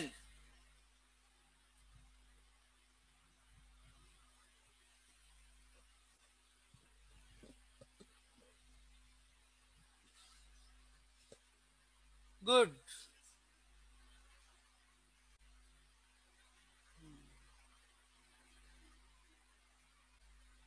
বাহ। একজন বলছেন মহাসচিব কে ছিলেন? আপনাকে এই কৌশলটা অনেককেই শিখিলাম। ট্রি দা গোটায় কুট ওয়ার্ল্ড হেইম ছিলেন। তাহলে আমাদের অনেক স্টুডেন্ট, এই যে আপনারা দেখতে সুমিত দা লিখেছেন, তারপরে আপনার সাবেরা শরীফ লিখেছেন, আমরা দেখতে পাচ্ছি অনেকেই লিখতেছেন। হুমায়ুন রশিদ, হালিমা আক্তার নিপাও লিখেছেন। গুড। উম্মে হাবিবা লিখেছেন আমাদেরকে একটু। নূরজাহান লিখেছেন হুমায়ুন রশিদ। NM ফাহিম লিখেছেন হুমায়ুন রশিদ। একটু দেখে নিতে চাই প্রিয় শিক্ষার্থীরা, মানে আপনার প্রশ্ন, আমার প্রশ্ন হচ্ছে, হ্যাঁ, তানবীর চৌধুরী লিখেছেন হুমায়ুন রশিদ। গুড। উম্মে হাবিবা একটু লিখে ফেলেন তো দেখি কারা বলতে পারেন এই হুমায়ুন রশিদের বাড়ি কোথায়। বলেন হুমায়ুন রশিদের বাড়ি কোথায়? খাইরুল ইসলাম লিখেছেন, জয়তী পালও লিখেছেন। হায় হায়, যদি সবই আপনারা জানেন। হুমায়ুন রশিদের বাড়ি হচ্ছে সিলেটে। গুড। তাহলে একটু মানে আমরা লিখে ফেলি আগে। এ সময় সভাপতিত্ব করেন বাংলাদেশের তৎকালীন পররাষ্ট্রমন্ত্রী হুমায়ুন রশিদ চৌধুরী। এ সময় সভাপতিত্ব করেন বাংলাদেশের তৎকালীন পররাষ্ট্রমন্ত্রী হুমায়ুন রশিদ চৌধুরী। আমার প্রিয় শিক্ষার্থীরা, আপনি বাসায় এখান থেকে কি প্রশ্ন করবেন? এই যে দেখেন, 3টা প্রশ্ন আপনার জন্য হতে পারে যে বাংলাদেশ জাতিসংঘের কততম অধিবেশনে সভাপতি হয়েছিল, 41তম অধিবেশনে কত সালে হয়েছে? 1986 সালে হয়েছে। সভাপতিত্ব কে করেছেন? হুমায়ুন রশিদ চৌধুরী। এই একটা লাইন থেকে কিন্তু আমার প্রাণপ্রিয় শিক্ষার্থীরা 3টা প্রশ্ন আপনার জন্য হতে পারে। এই হুমায়ুন রশিদ চৌধুরী, মনে রাখবেন, 1975 সালের 15ই আগস্ট ধানমন্ডির 32 নম্বরে হাজার বছরের শ্রেষ্ঠ বাঙালি জাতির পিতা বঙ্গবন্ধু শেখ মুজিবুর রহমানকে যখন সপরিবারে হত্যা করা হয়েছিল, মাননীয় বর্তমান প্রধানমন্ত্রী শেখ হাসিনা এবং শেখ রেহানা যার কাছে আশ্রয়ে ছিলেন, যাকে মানে যিনি তাদেরকে পরম মমতায় আগলে রেখেছিলেন, সেই মানুষটির নাম কিন্তু হুমায়ুন রশিদ চৌধুরী। দীর্ঘদিন হুমায়ুন রশিদ চৌধুরীর অধীনে ছিলেন। সেই সময় এই যে খন্দকার মুস্তাকের সরকার হুমায়ুন রশিদ চৌধুরীকে বলেছিল, তোমাকে মন্ত্রিত্ব দেব, চলে আসো। তিনি বলেছিলেন, না, আমি মন্ত্রিত্ব চাই না। উনাকে হুমকি দেওয়া হয়েছিল শেখ হাসিনাকে, শেখ রেহানাকে আশ্রয় না দেওয়ার জন্য, কিন্তু তিনি বলেছেন, না, ওদেরকে যদি বাঁচিয়ে না রাখি তাহলে বঙ্গবন্ধু হত্যার বিচার কোনোদিন হবে না। তাহলে উনার স্বপ্ন পূরণ হয়েছে, বঙ্গবন্ধু হত্যার বিচারও কিন্তু হয়েছে। আমরা পরবর্তী স্লাইডে যাচ্ছি। আমার প্রিয় শিক্ষার্থীরা, লিখবেন জাতিসংঘের নিরাপত্তা পরিষদে বাংলাদেশ। জাতিসংঘের নিরাপত্তা পরিষদে বাংলাদেশ। আচ্ছা, উনার নামে সিলেটের চত্বর রয়েছে। হ্যাঁ, আপনাকে বলি, হুমায়ুন চত্বর, যারা ঢাকা থেকে যান, গিয়ে বেশিরভাগ মানুষ যে জায়গায় নামেন ওইটা হচ্ছে হুমায়ুন রশিদ চত্বর। উনার নামে কিন্তু ওই চত্বরটি। গুড। তাহলে জাতিসংঘের নিরাপত্তা পরিষদে বাংলাদেশ লিখে আন্ডারলাইন করবেন, নিচে স্টার চিহ্ন দিয়ে লিখবেন বাংলাদেশ জাতিসংঘের নিরাপত্তা পরিষদে। বাংলাদেশ জাতিসংঘের নিরাপত্তা পরিষদে 2বার সদস্য নির্বাচিত হয়। বাংলাদেশ জাতিসংঘের নিরাপত্তা পরিষদে 2বার সদস্য নির্বাচিত হয়। বাংলাদেশ জাতিসংঘের নিরাপত্তা পরিষদে 2বার মানে সদস্য নির্বাচিত হয়। নিচে 3টা স্টার চিহ্ন দিয়ে লিখবেন প্রথমবার। নিচে 3টা স্টার চিহ্ন দিয়ে লিখবেন প্রথমবার। প্রথমবার 10 নভেম্বর 1978 সালে। 10 নভেম্বর 1978 সালে, মানে এই যে 2বার হয়েছে তার মধ্যে প্রথমবার হয়েছে 10 নভেম্বর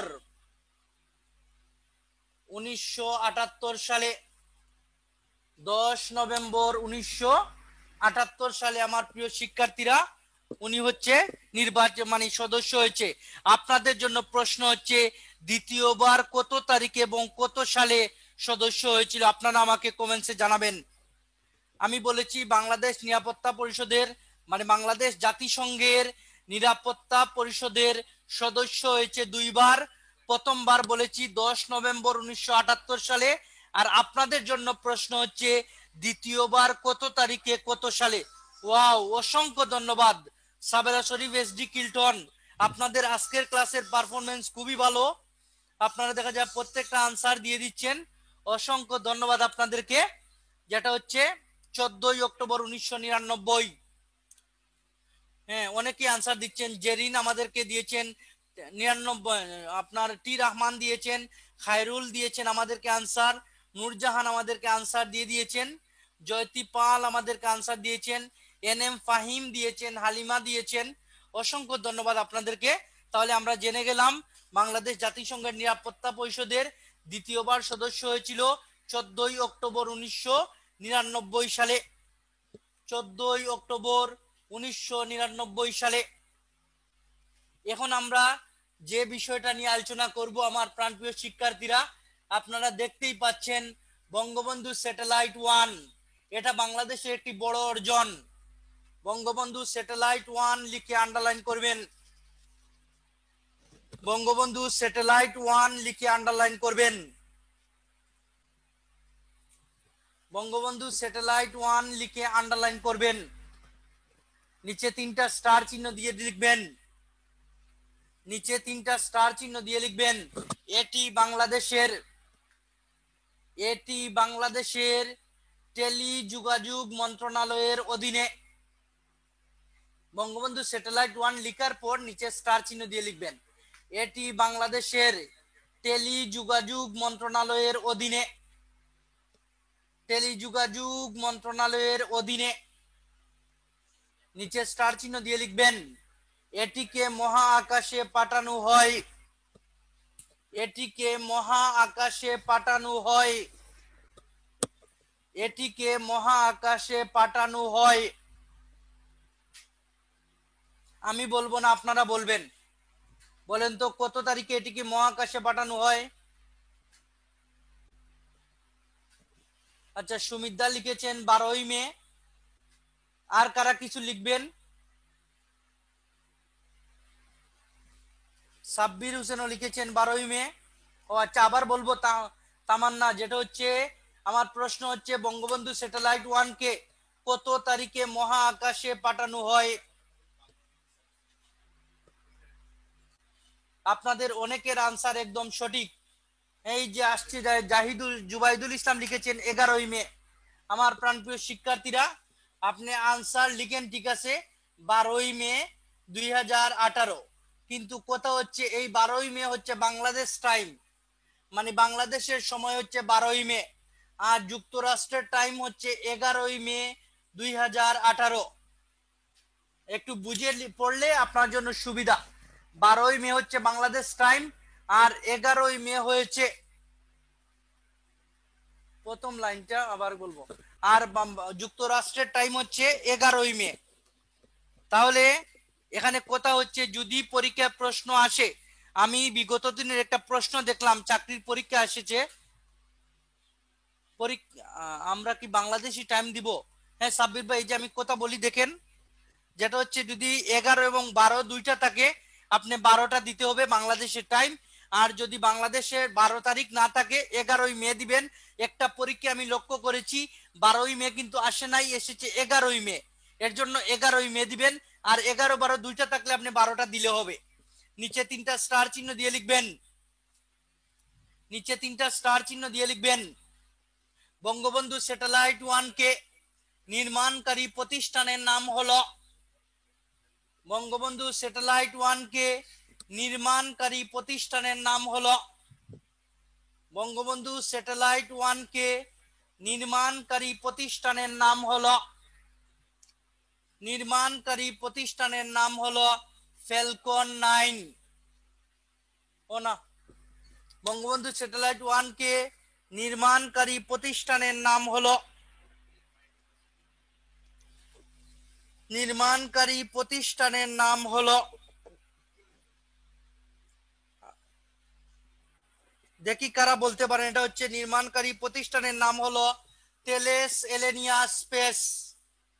তেলেস এলেনিয়া, হ্যাঁ অনেকেই লিখে দিয়েছেন তাব্বির ভাই, হ্যাঁ তেলেস এলেনিয়া স্পেস। বঙ্গবন্ধু স্যাটেলাইট 1 কে নির্মাণকারী প্রতিষ্ঠানের নাম হলো তেলেস এলেনিয়া স্পেস।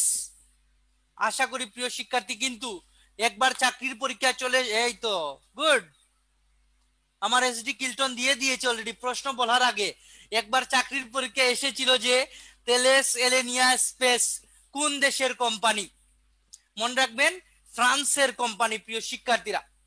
যেটা হচ্ছে আপনারা বলবেন স্যার খালি ওর নাম বলে, আজকে আমি জিয়া স্যার আমরা বসে আছি, হঠাৎ করে দেখলাম 4 জন স্টুডেন্ট এসেছে যারা আমাদের প্রাইভেট বেচে পড়ে, সন্ধ্যা 7টায় মনে হয়, ওই বেচেই মনে হয়, ওনারা আমাদের অফিসে এসেছেন শীট নেয়ার জন্য। প্রিয় শিক্ষার্থী, ওনারা শীট নেয়ার জন্য এসেছেন। তো আসার পর জিয়া স্যার বলতেছেন যে তোমাদের পারফরমেন্স তো ভালো না, তোমরা তো ক্লাস করো কিন্তু পরীক্ষায় তোমাদের লিস্টে নাম আসে না। তো তো জিয়া স্যার বলতেছেন ওই মেয়ে দুটাকে যে তোমাদেরকে এমন ভাবে পড়তে হবে, তোমরা কি লক্ষ্য করেছো এসডি কিল্টনের নাম সবসময় উপরে থাকে, সো এইভাবে সবসময় লাইনে থাকতে হবে। আমি বলি নাই, জিয়া স্যার দেখলাম তার উদাহরণ দিচ্ছে। আমরাও দোয়া করি শুধু এসডি কিল্টন না, আমাদের বিসিএস কনফারেন্স আমার প্রিয় ছাত্রছাত্রী যারা রয়েছে সবাই যাতে আল্লাহর রহমতে খুব ভালো করে থাকেন, সবাই যাতে ভালো একটা চাকরি পান, সবার মা বাবার স্বপ্ন যাতে পূরণ হয়, আমরা কিন্তু এই প্রত্যাশাটাই আপনাদের কাছে করে থাকি। আজকেও এসডি কিল্টনের নাম জিয়া স্যার বলতেছেন, কালকে আপনার নামটা চলে আসবে ইনশাল্লাহ। নিচে 3টা স্টার চিহ্ন দিয়ে লিখবেন, নিচে 3টা স্টার চিহ্ন দিয়ে লিখবেন। বঙ্গবন্ধু স্যাটেলাইট 1 কে যে রকেটের মাধ্যমে, বঙ্গবন্ধু স্যাটেলাইট 1 কে যে রকেটের মাধ্যমে মহা আকাশে পাঠানো হয়, যে রকেটের মাধ্যমে মহা আকাশে পাঠানো হয় তার নাম ফ্যালকন 9। আনসার আমি পেয়ে গেছি, দেখেছি, ফ্যালকন 9। বঙ্গবন্ধু স্যাটেলাইট 1 কে যে রকেটের মাধ্যমে মহা আকাশে পাঠানো হয় তার নাম ফ্যালকন 9। নিচে 3টা স্টার চিহ্ন দিয়ে লিখবেন। মহা আকাশে স্যাটেলাইট পাঠানোর তালিকায়, মহা আকাশে স্যাটেলাইট পাঠানোর তালিকায় বাংলাদেশের অবস্থান, স্যাটেলাইট পাঠানোর তালিকায় এই যে আনসার চলে আসছে, বাংলাদেশের অবস্থান 57তম। মহা আকাশে স্যাটেলাইট পাঠানোর তালিকায় বাংলাদেশের অবস্থান 57তম। আমাদেরকে সাবেরা শরীফ আনসার দিয়ে যাচ্ছেন, এনএম ফাহিম ভাইও আনসার দিয়ে যাচ্ছেন আল্লাহর রহমতে। হ্যাঁ, তাহলে নিচে 3টা স্টার চিহ্ন দিয়ে লিখবেন, নিচে স্টার চিহ্ন দিয়ে লিখবেন। এটিকে মহা আকাশে পাঠানোর সময়, এটিকে মহা আকাশে পাঠানোর সময় স্লোগান ছিল, এটিকে মহা আকাশে পাঠানোর সময় স্লোগান ছিল। এই যে স্যাটেলাইট 1 কে যখন মহা আকাশে পাঠানো হয়েছিল তখন একটা স্লোগান দেয়া হয়েছিল, লিখে ফেলেন, জয় বাংলা, জয় বঙ্গবন্ধু। এটিকে মহা আকাশে পাঠানোর সময় স্লোগান ছিল জয় বাংলা। সুমিত আমাদেরকে আনসার দিয়েছেন সবার আগে, সবার আগে দিয়েছে হচ্ছে, হ্যাঁ সুমিত দাই দিয়েছেন, জয় বাংলা, জয় বঙ্গবন্ধু। প্রিয় শিক্ষার্থী, স্যাটেলাইট থেকে চাইলে আপনি আরো যে কোনো অনেক ইনফরমেশনও সংগ্রহ করে রাখতে পারবেন। হ্যাঁ, তাহলে একটু আপনাদেরকে নিয়ে এভারেস্টে ঘুরে আসতে চাই। প্রিয় শিক্ষার্থীরা লিখবেন এভারেস্টে বাংলাদেশ,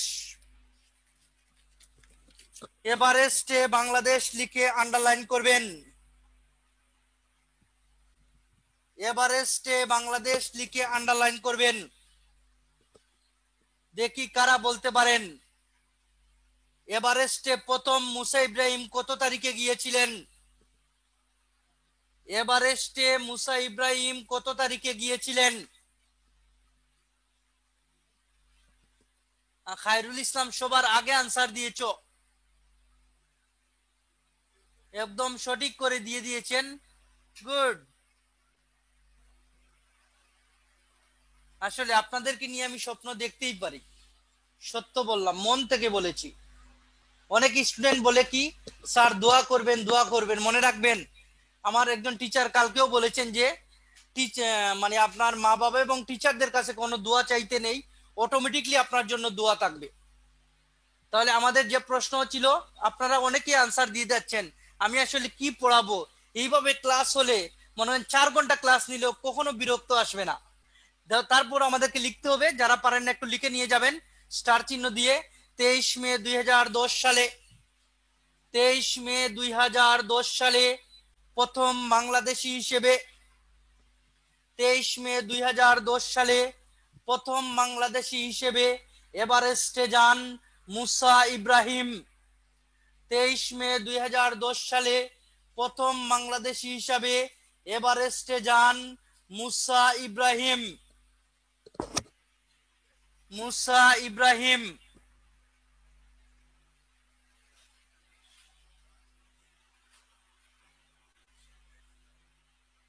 আমার সাব্বির ভাই লিখেছেন আজকের ক্লাসের জন্য অপেক্ষায় ছিলাম, একের ভিতরে সব। অসংখ্য ধন্যবাদ ভাইয়া।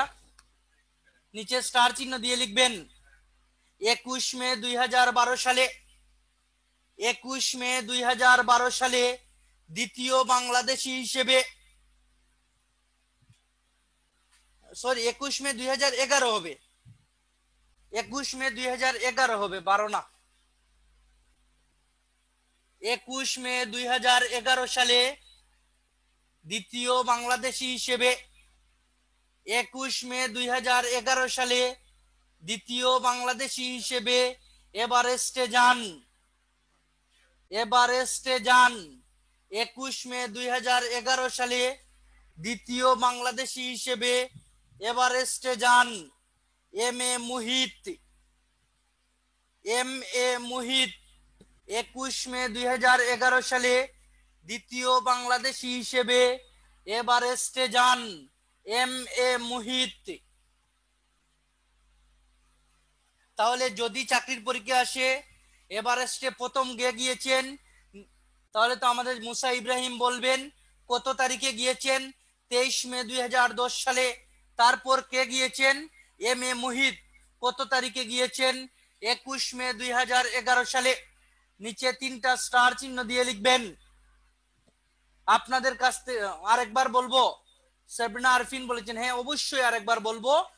21 মে 2011 সালে দ্বিতীয় বাংলাদেশি হিসেবে এভারেস্টে যান এম এ মুহিত, দ্বিতীয় বাংলাদেশি হিসেবে এভারেস্টে যান এম এ মুহিত। প্রিয় শিক্ষার্থীরা, যেটা হচ্ছে ওই পাহাড় দেখায় মনে হলো, কারণ ভূগোল পড়াই তো, মানে আমার যেমন বাংলাদেশের ভৌগোলিক অবস্থান যে ভূপ্রকৃতি রয়েছে, যেটা ভূগোলের ক্লাস, বাংলাদেশের ভূপ্রকৃতি হচ্ছে টারশিয়ারি যুগের পাহাড় সমূহ। এই যে বিষয়গুলো আমি চিন্তা করলাম তাহলে পড়াবো যেহেতু, আর যেহেতু পড়াচ্ছি তাহলে আরো জানি। আমি দেখলাম প্রত্যেকটা গাঢ় পাহাড় দেখলাম, তারপরে মাউন্ট এভারেস্ট দেখলাম, আপনার মাউন্টেন বিজয় দেখলাম, তারপরে আরেকটা পাহাড় কিংটং নাকি একটা পাহাড়, অনেকগুলো বান্দরবনের পাহাড় আমি দেখলাম। মানে কিভাবে তারা মানে ভ্রমণ করে কিভাবে যায়, দেখে আমার অনেক ভালো লাগলো। মানে পাহাড়ের প্রেমে পড়ে যাচ্ছি দিন দিন এগুলো দেখতে দেখতে।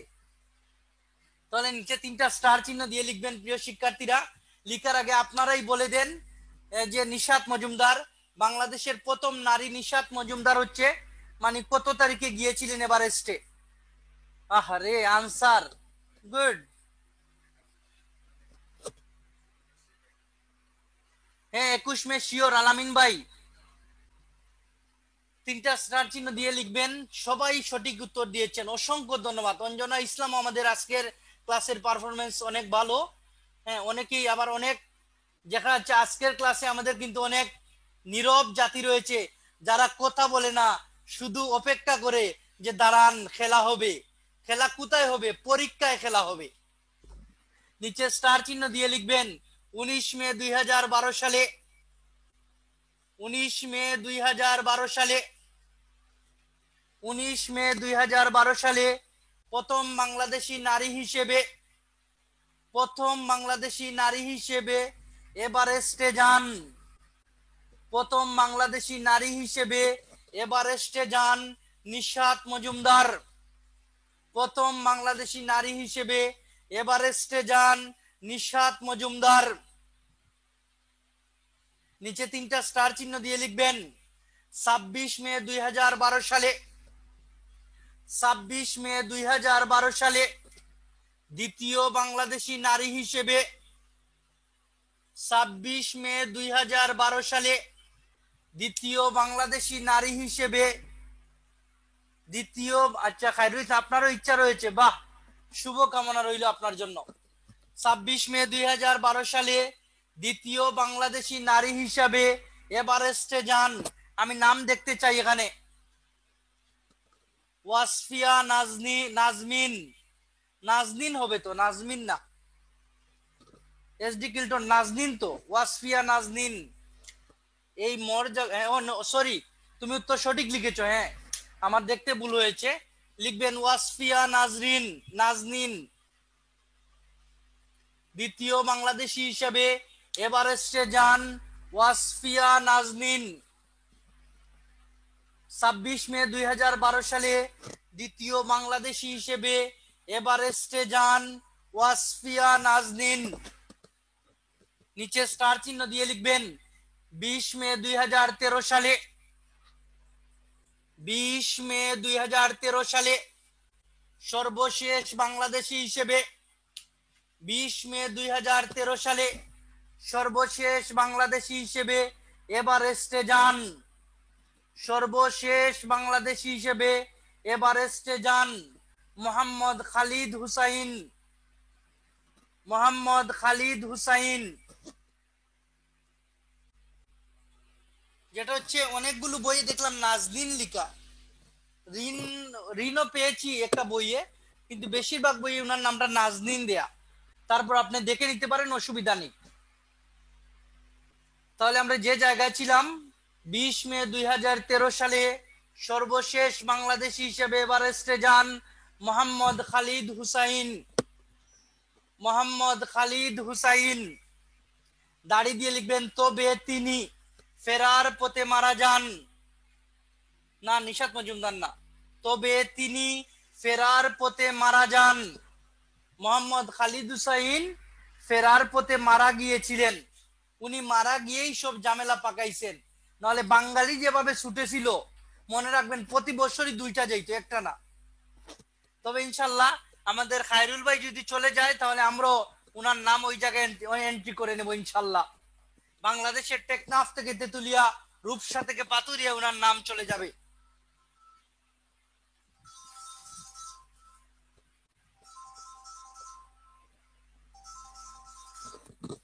প্রিয় শিক্ষার্থীরা, তাহলে আমরা দেখলাম যেটা ওই যে প্রথমে গিয়েছে 23 মে, পরে হচ্ছে 21 মে, এইভাবে কিন্তু হয়। এই যে মুসা ইব্রাহিম,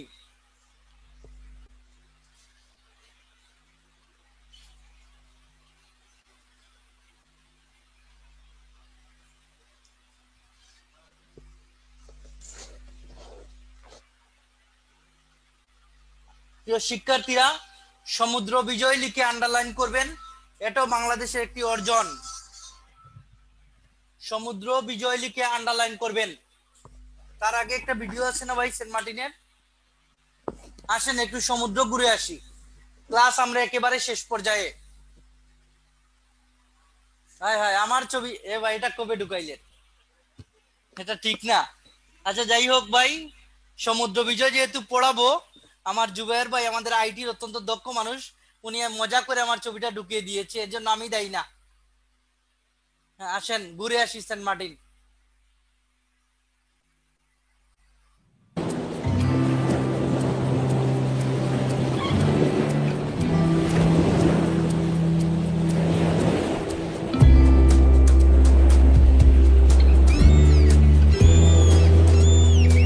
ওয়াও, দারুণ।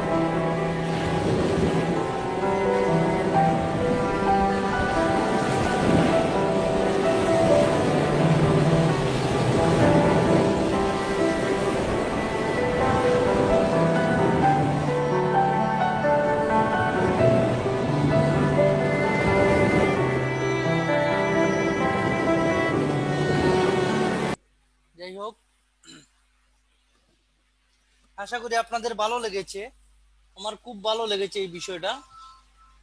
তাহলে আমাদের এবারের প্রশ্ন হচ্ছে সমুদ্র বিজয়। 3টা স্টার চিহ্ন দিয়ে লিখবেন প্রিয় শিক্ষার্থীরা, 3টা স্টার চিহ্ন দিয়ে লিখবেন। বাংলাদেশ মিয়ানমারের কাছ থেকে সমুদ্র জয় করে 14ই মার্চ 2012 সালে, বাংলাদেশ মিয়ানমারের কাছ থেকে সমুদ্র জয় করে 14ই মার্চ 2012 সালে, এই তারিখটা লিখে নিয়ে যান, খুবই গুরুত্বপূর্ণ। বাংলাদেশ মিয়ানমারের কাছ থেকে সমুদ্র জয় করেছে 14ই মার্চ 2012 সালে। পরে লিখে নিচে স্টার চিহ্ন দিয়ে লিখেন বাংলাদেশ মিয়ানমারের মধ্যে সমুদ্র সমস্যা সমাধান করেছিল। সমুদ্র পরে সমস্যা লিখতে হবে আর কি। বাংলাদেশ ও মিয়ানমারের মধ্যে সমুদ্র সমস্যা সমাধান করেছিল international tribunal law of sea, মানে ইটলস।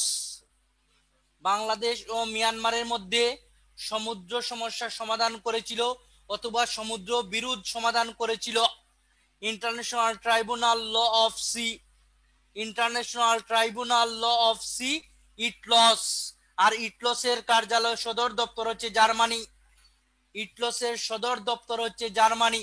তাহলে প্রিয় শিক্ষার্থীরা, আপনার চাকরির পরীক্ষায় প্রশ্ন আসতে পারে বাংলাদেশ ও মিয়ানমারের মধ্যে সমুদ্র নিরোধ করেছিল কোন সংগঠন?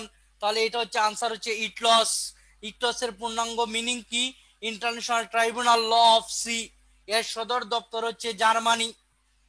যারা লিখতে পারেন নাই লিখে নেন অথবা স্ক্রিনশটও আপনি দিতে পারেন। International tribunal law of C.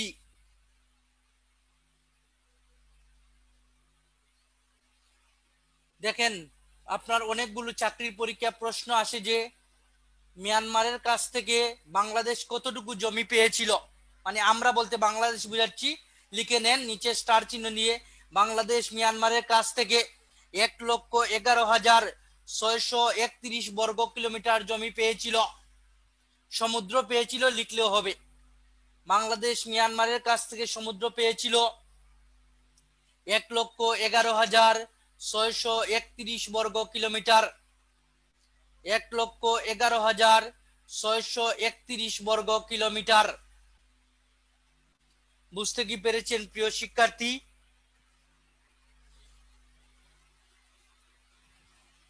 নিচে 3টা স্টার চিহ্ন দিয়ে লিখবেন বাংলাদেশ ভারতের কাছ থেকে সমুদ্র জয় করে। ভাই যে স্ক্রিনটা একটু ওদিকে আনলে ওই যে দেখা যাচ্ছে না, লাগবে না, আমি বলে দিব না এটা নাচে। যাই হোক, লিখেন বাংলাদেশ ভারতের কাছ থেকে সমুদ্র জয় করে 7 জুলাই 2014 সালে, 7 জুলাই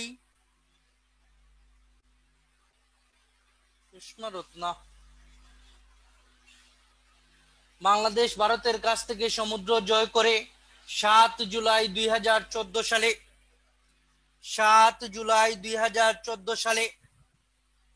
পরবর্তী প্রশ্ন হচ্ছে এই যে বাংলাদেশ ও ভারতের মধ্যকার সমুদ্র সমাধান করেছিল, মানে সমুদ্র বিরোধ সমাধান করেছিল PCA, permanent court of arbitration. Bangladesh ভারতের মধ্যকার সমুদ্র বিরোধ সমাধান করেছিল পিসিএ। পিসিএ এর সদর দপ্তর হচ্ছে নেদারল্যান্ডস। পিসিএ এর সদর দপ্তর হচ্ছে নেদারল্যান্ডস। পিসিএ এর সদর দপ্তর হচ্ছে নেদারল্যান্ডস। তারপর প্রশ্ন হচ্ছে বাংলাদেশ ভারতের কাছে কতটুকু জমি পেয়েছিল? এই যে 19,467 বর্গ কিলোমিটার। এখান থেকে কিন্তু প্রশ্ন কমন আসতে পারে, 19,467 বর্গ কিলোমিটার। প্রিয় শিক্ষার্থী, আমরা দেখি আমাদের পরের স্লাইডে কি রয়েছে। বাংলাদেশের গুরুত্বপূর্ণ ব্যক্তি, ফুল মিনিং, যার permanent court of arbitration, permanent court of arbitration. তাহলে গুরুত্বপূর্ণ ব্যক্তির মধ্যে সবার আগে যার নাম আসে, জাতির জনক বঙ্গবন্ধু শেখ মুজিবুর রহমান। গুরুত্বপূর্ণ ব্যক্তির মধ্যে সবার আগে আসে বঙ্গবন্ধুর নাম, যেটা আমরা ও আগের স্লাইডটি, আচ্ছা যাক, অবশ্যই অবশ্যই প্রিয় শিক্ষার্থীরা কি বলেন, আপনারা চাইবেন এই যে আগের স্লাইড, বাংলাদেশ ভারতের কাছ থেকে সমুদ্র জয় করেছে, মানে সমাধান করেছে পিসিএ। পিসিএ এর সদর দপ্তর নেদারল্যান্ডসে। বাংলাদেশ ভারতের কাছ থেকে সমুদ্র পেয়েছে 19,467 বর্গ কিলোমিটার। 19,467 বর্গ কিলোমিটার। 19,467 বর্গ কিলোমিটার। লিখতে পেরেছেন কিনা প্রিয় শিক্ষার্থীরা? আপনারা একটু আনসার দিয়ে দেন তো দেখি তো, লিখতে কি পেরেছেন? তাহলে আমরা ওই যে গুরুত্বপূর্ণ ব্যক্তিতে যাব, তো এর জন্য আমি বঙ্গবন্ধু সম্পর্কে আপনাকে পড়াবো না, কারণ বঙ্গবন্ধু সম্পর্কে আপনাদেরকে আলাদা ক্লাস নিয়েছি, আবার কিন্তু আলাদা ক্লাস হবে, আপনি পেয়ে যাবেন। এই বঙ্গবন্ধু সম্পর্কে পড়াইতে 2 ঘন্টা লাগে, 10 মিনিটে কোনো শেষ করা যাবে না। শেরে বাংলা একে ফজলুল হক সম্পর্কে আমরা জানবো। এই যে শেরে বাংলা একে ফজলুল হক, এই যে আবুল কাশেম যারা স্ক্রিনশট দিতে, ভাই এইটাতে একটু সরান, হ্যাঁ আচ্ছা আচ্ছা ঠিক আছে। তাহলে এই যে দেখেন, আবুল কাশেম ফজলুল হক 1873 সালে 26 অক্টোবর বরিশাল জেলার রাজাপুর থানার সাতুরিয়া গ্রামে মামার বাড়িতে জন্মগ্রহণ করেন। আপনার মনে রাখা দরকার যে 1873টা হচ্ছে আপনার জন্য গুরুত্বপূর্ণ এই তারিখটা। তারপর হচ্ছে এই যে আপনার মামার বাড়ির এগুলো পরীক্ষা আসবে না, লিখতে হয়েছে আপনাকে বোঝানোর জন্য। কোথায় জন্মগ্রহণ করেন? বরিশালে জন্মগ্রহণ করেন। তাহলে শেরে বাংলাকে ফজলুল হক 1873 সালে 26 অক্টোবর জন্মগ্রহণের কোন জায়গায় জন্ম? বরিশালে জন্মগ্রহণ করেন। বুঝতে কি পেরেছেন? এই হচ্ছে প্রশ্ন। রাজনৈতিক মহল সাধারণত তিনি কি শেরে বাংলা নামে পরিচিত? এই যে দেখেন, এখানে প্রত্যেকটা তারিখ সাল দেয়া আছে। প্রিয় শিক্ষার্থী, আপনি স্ক্রিনশট দিয়ে রাখতে পারেন। তারপর আপনার চাকরির পরীক্ষা প্রশ্ন আসে, বাংলাদেশের প্রথম মানে অবিভক্ত বাংলার প্রথম মুখ্যমন্ত্রীর নাম কি? অবিভক্ত বাংলার প্রথম মুখ্যমন্ত্রীর নাম শেরে বাংলা একে ফজলুল হক। তিনি কত সালে হয়েছেন? 1937 সালে। তারপর কলকাতার প্রথম মুসলিম মেয়রের নাম কি? শেরে বাংলা একে ফজলুল হক। কত সালে হয়েছিলেন? 1935 সালে হয়েছিলেন। প্রিয় শিক্ষার্থী, তারপর যুক্তফ্রন্ট সরকারের কিন্তু তিনি মুখ্যমন্ত্রী ছিলেন।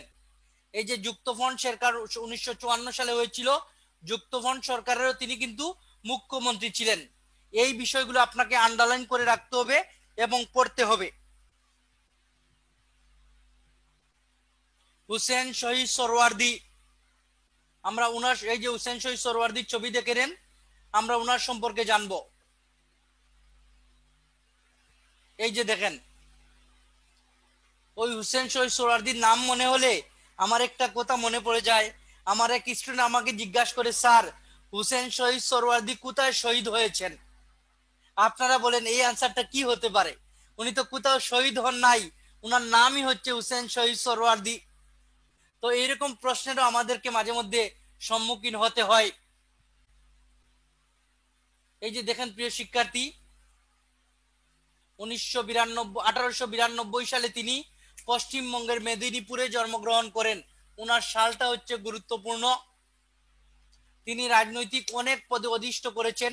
কলকাতার ডেপুটি মেয়র ছিলেন 1923 সালে। অবিভক্ত বাংলার শেষ মুখ্যমন্ত্রী ছিলেন কিন্তু প্রিয় শিক্ষার্থী। আপনার চাকরির পরীক্ষা প্রশ্ন আসবে, অবিভক্ত বাংলার প্রথম মুখ্যমন্ত্রী আমরা জেনেছি শেরে বাংলা একে ফজলুল হক।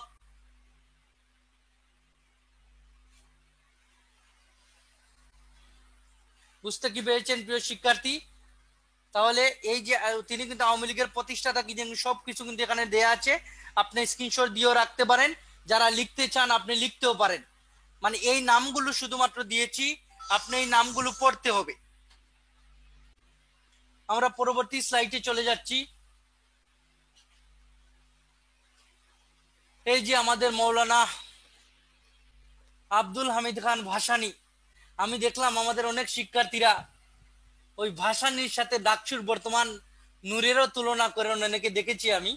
অনেকে ওই যে নূর ভাই রান্না করতেছে এই ছবি দেন। হ্যাঁ,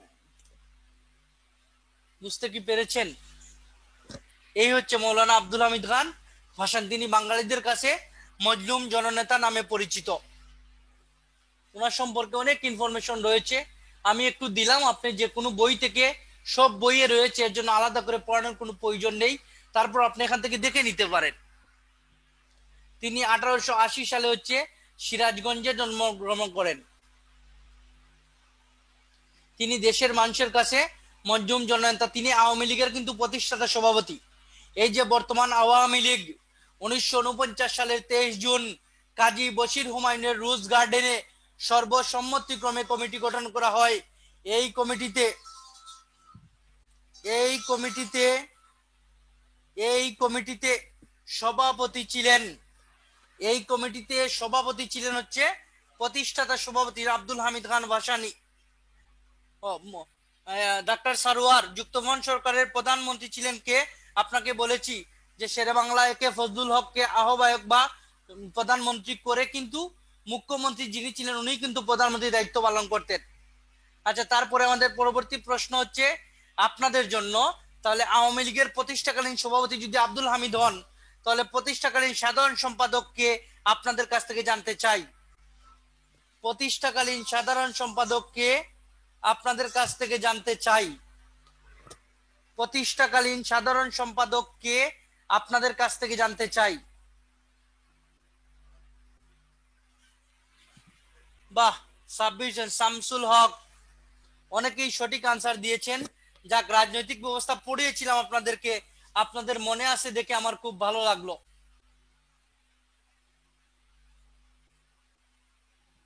লাগবে না। জাতির জনকের সুযোগ্য কন্যা জননেত্রী শেখ হাসিনা। মনে আছে আপনাদের ক্লাস নিয়েছিলাম শেখ হাসিনা সম্পর্কে, অনেক ইনফরমেশন আপনাকে দিয়েছি। বঙ্গবন্ধু এবং শেখ হাসিনার উপর আলাদা ক্লাস রয়েছে, আপনি আলাদা ক্লাস পাবেন। আরো কয়েকটা নাম আপনি খাতার ভিতরে লিখবেন, কি পড়বেন, এই টপিক থেকে কি পড়বেন খাতার উপরে না লিখবেন। প্রিয় শিক্ষার্থী, লিখবেন সৈয়দ নজরুল ইসলাম, সৈয়দ নজরুল ইসলাম, তাজউদ্দিন আহমেদ, সৈয়দ নজরুল ইসলাম, তাজউদ্দিন আহমেদ,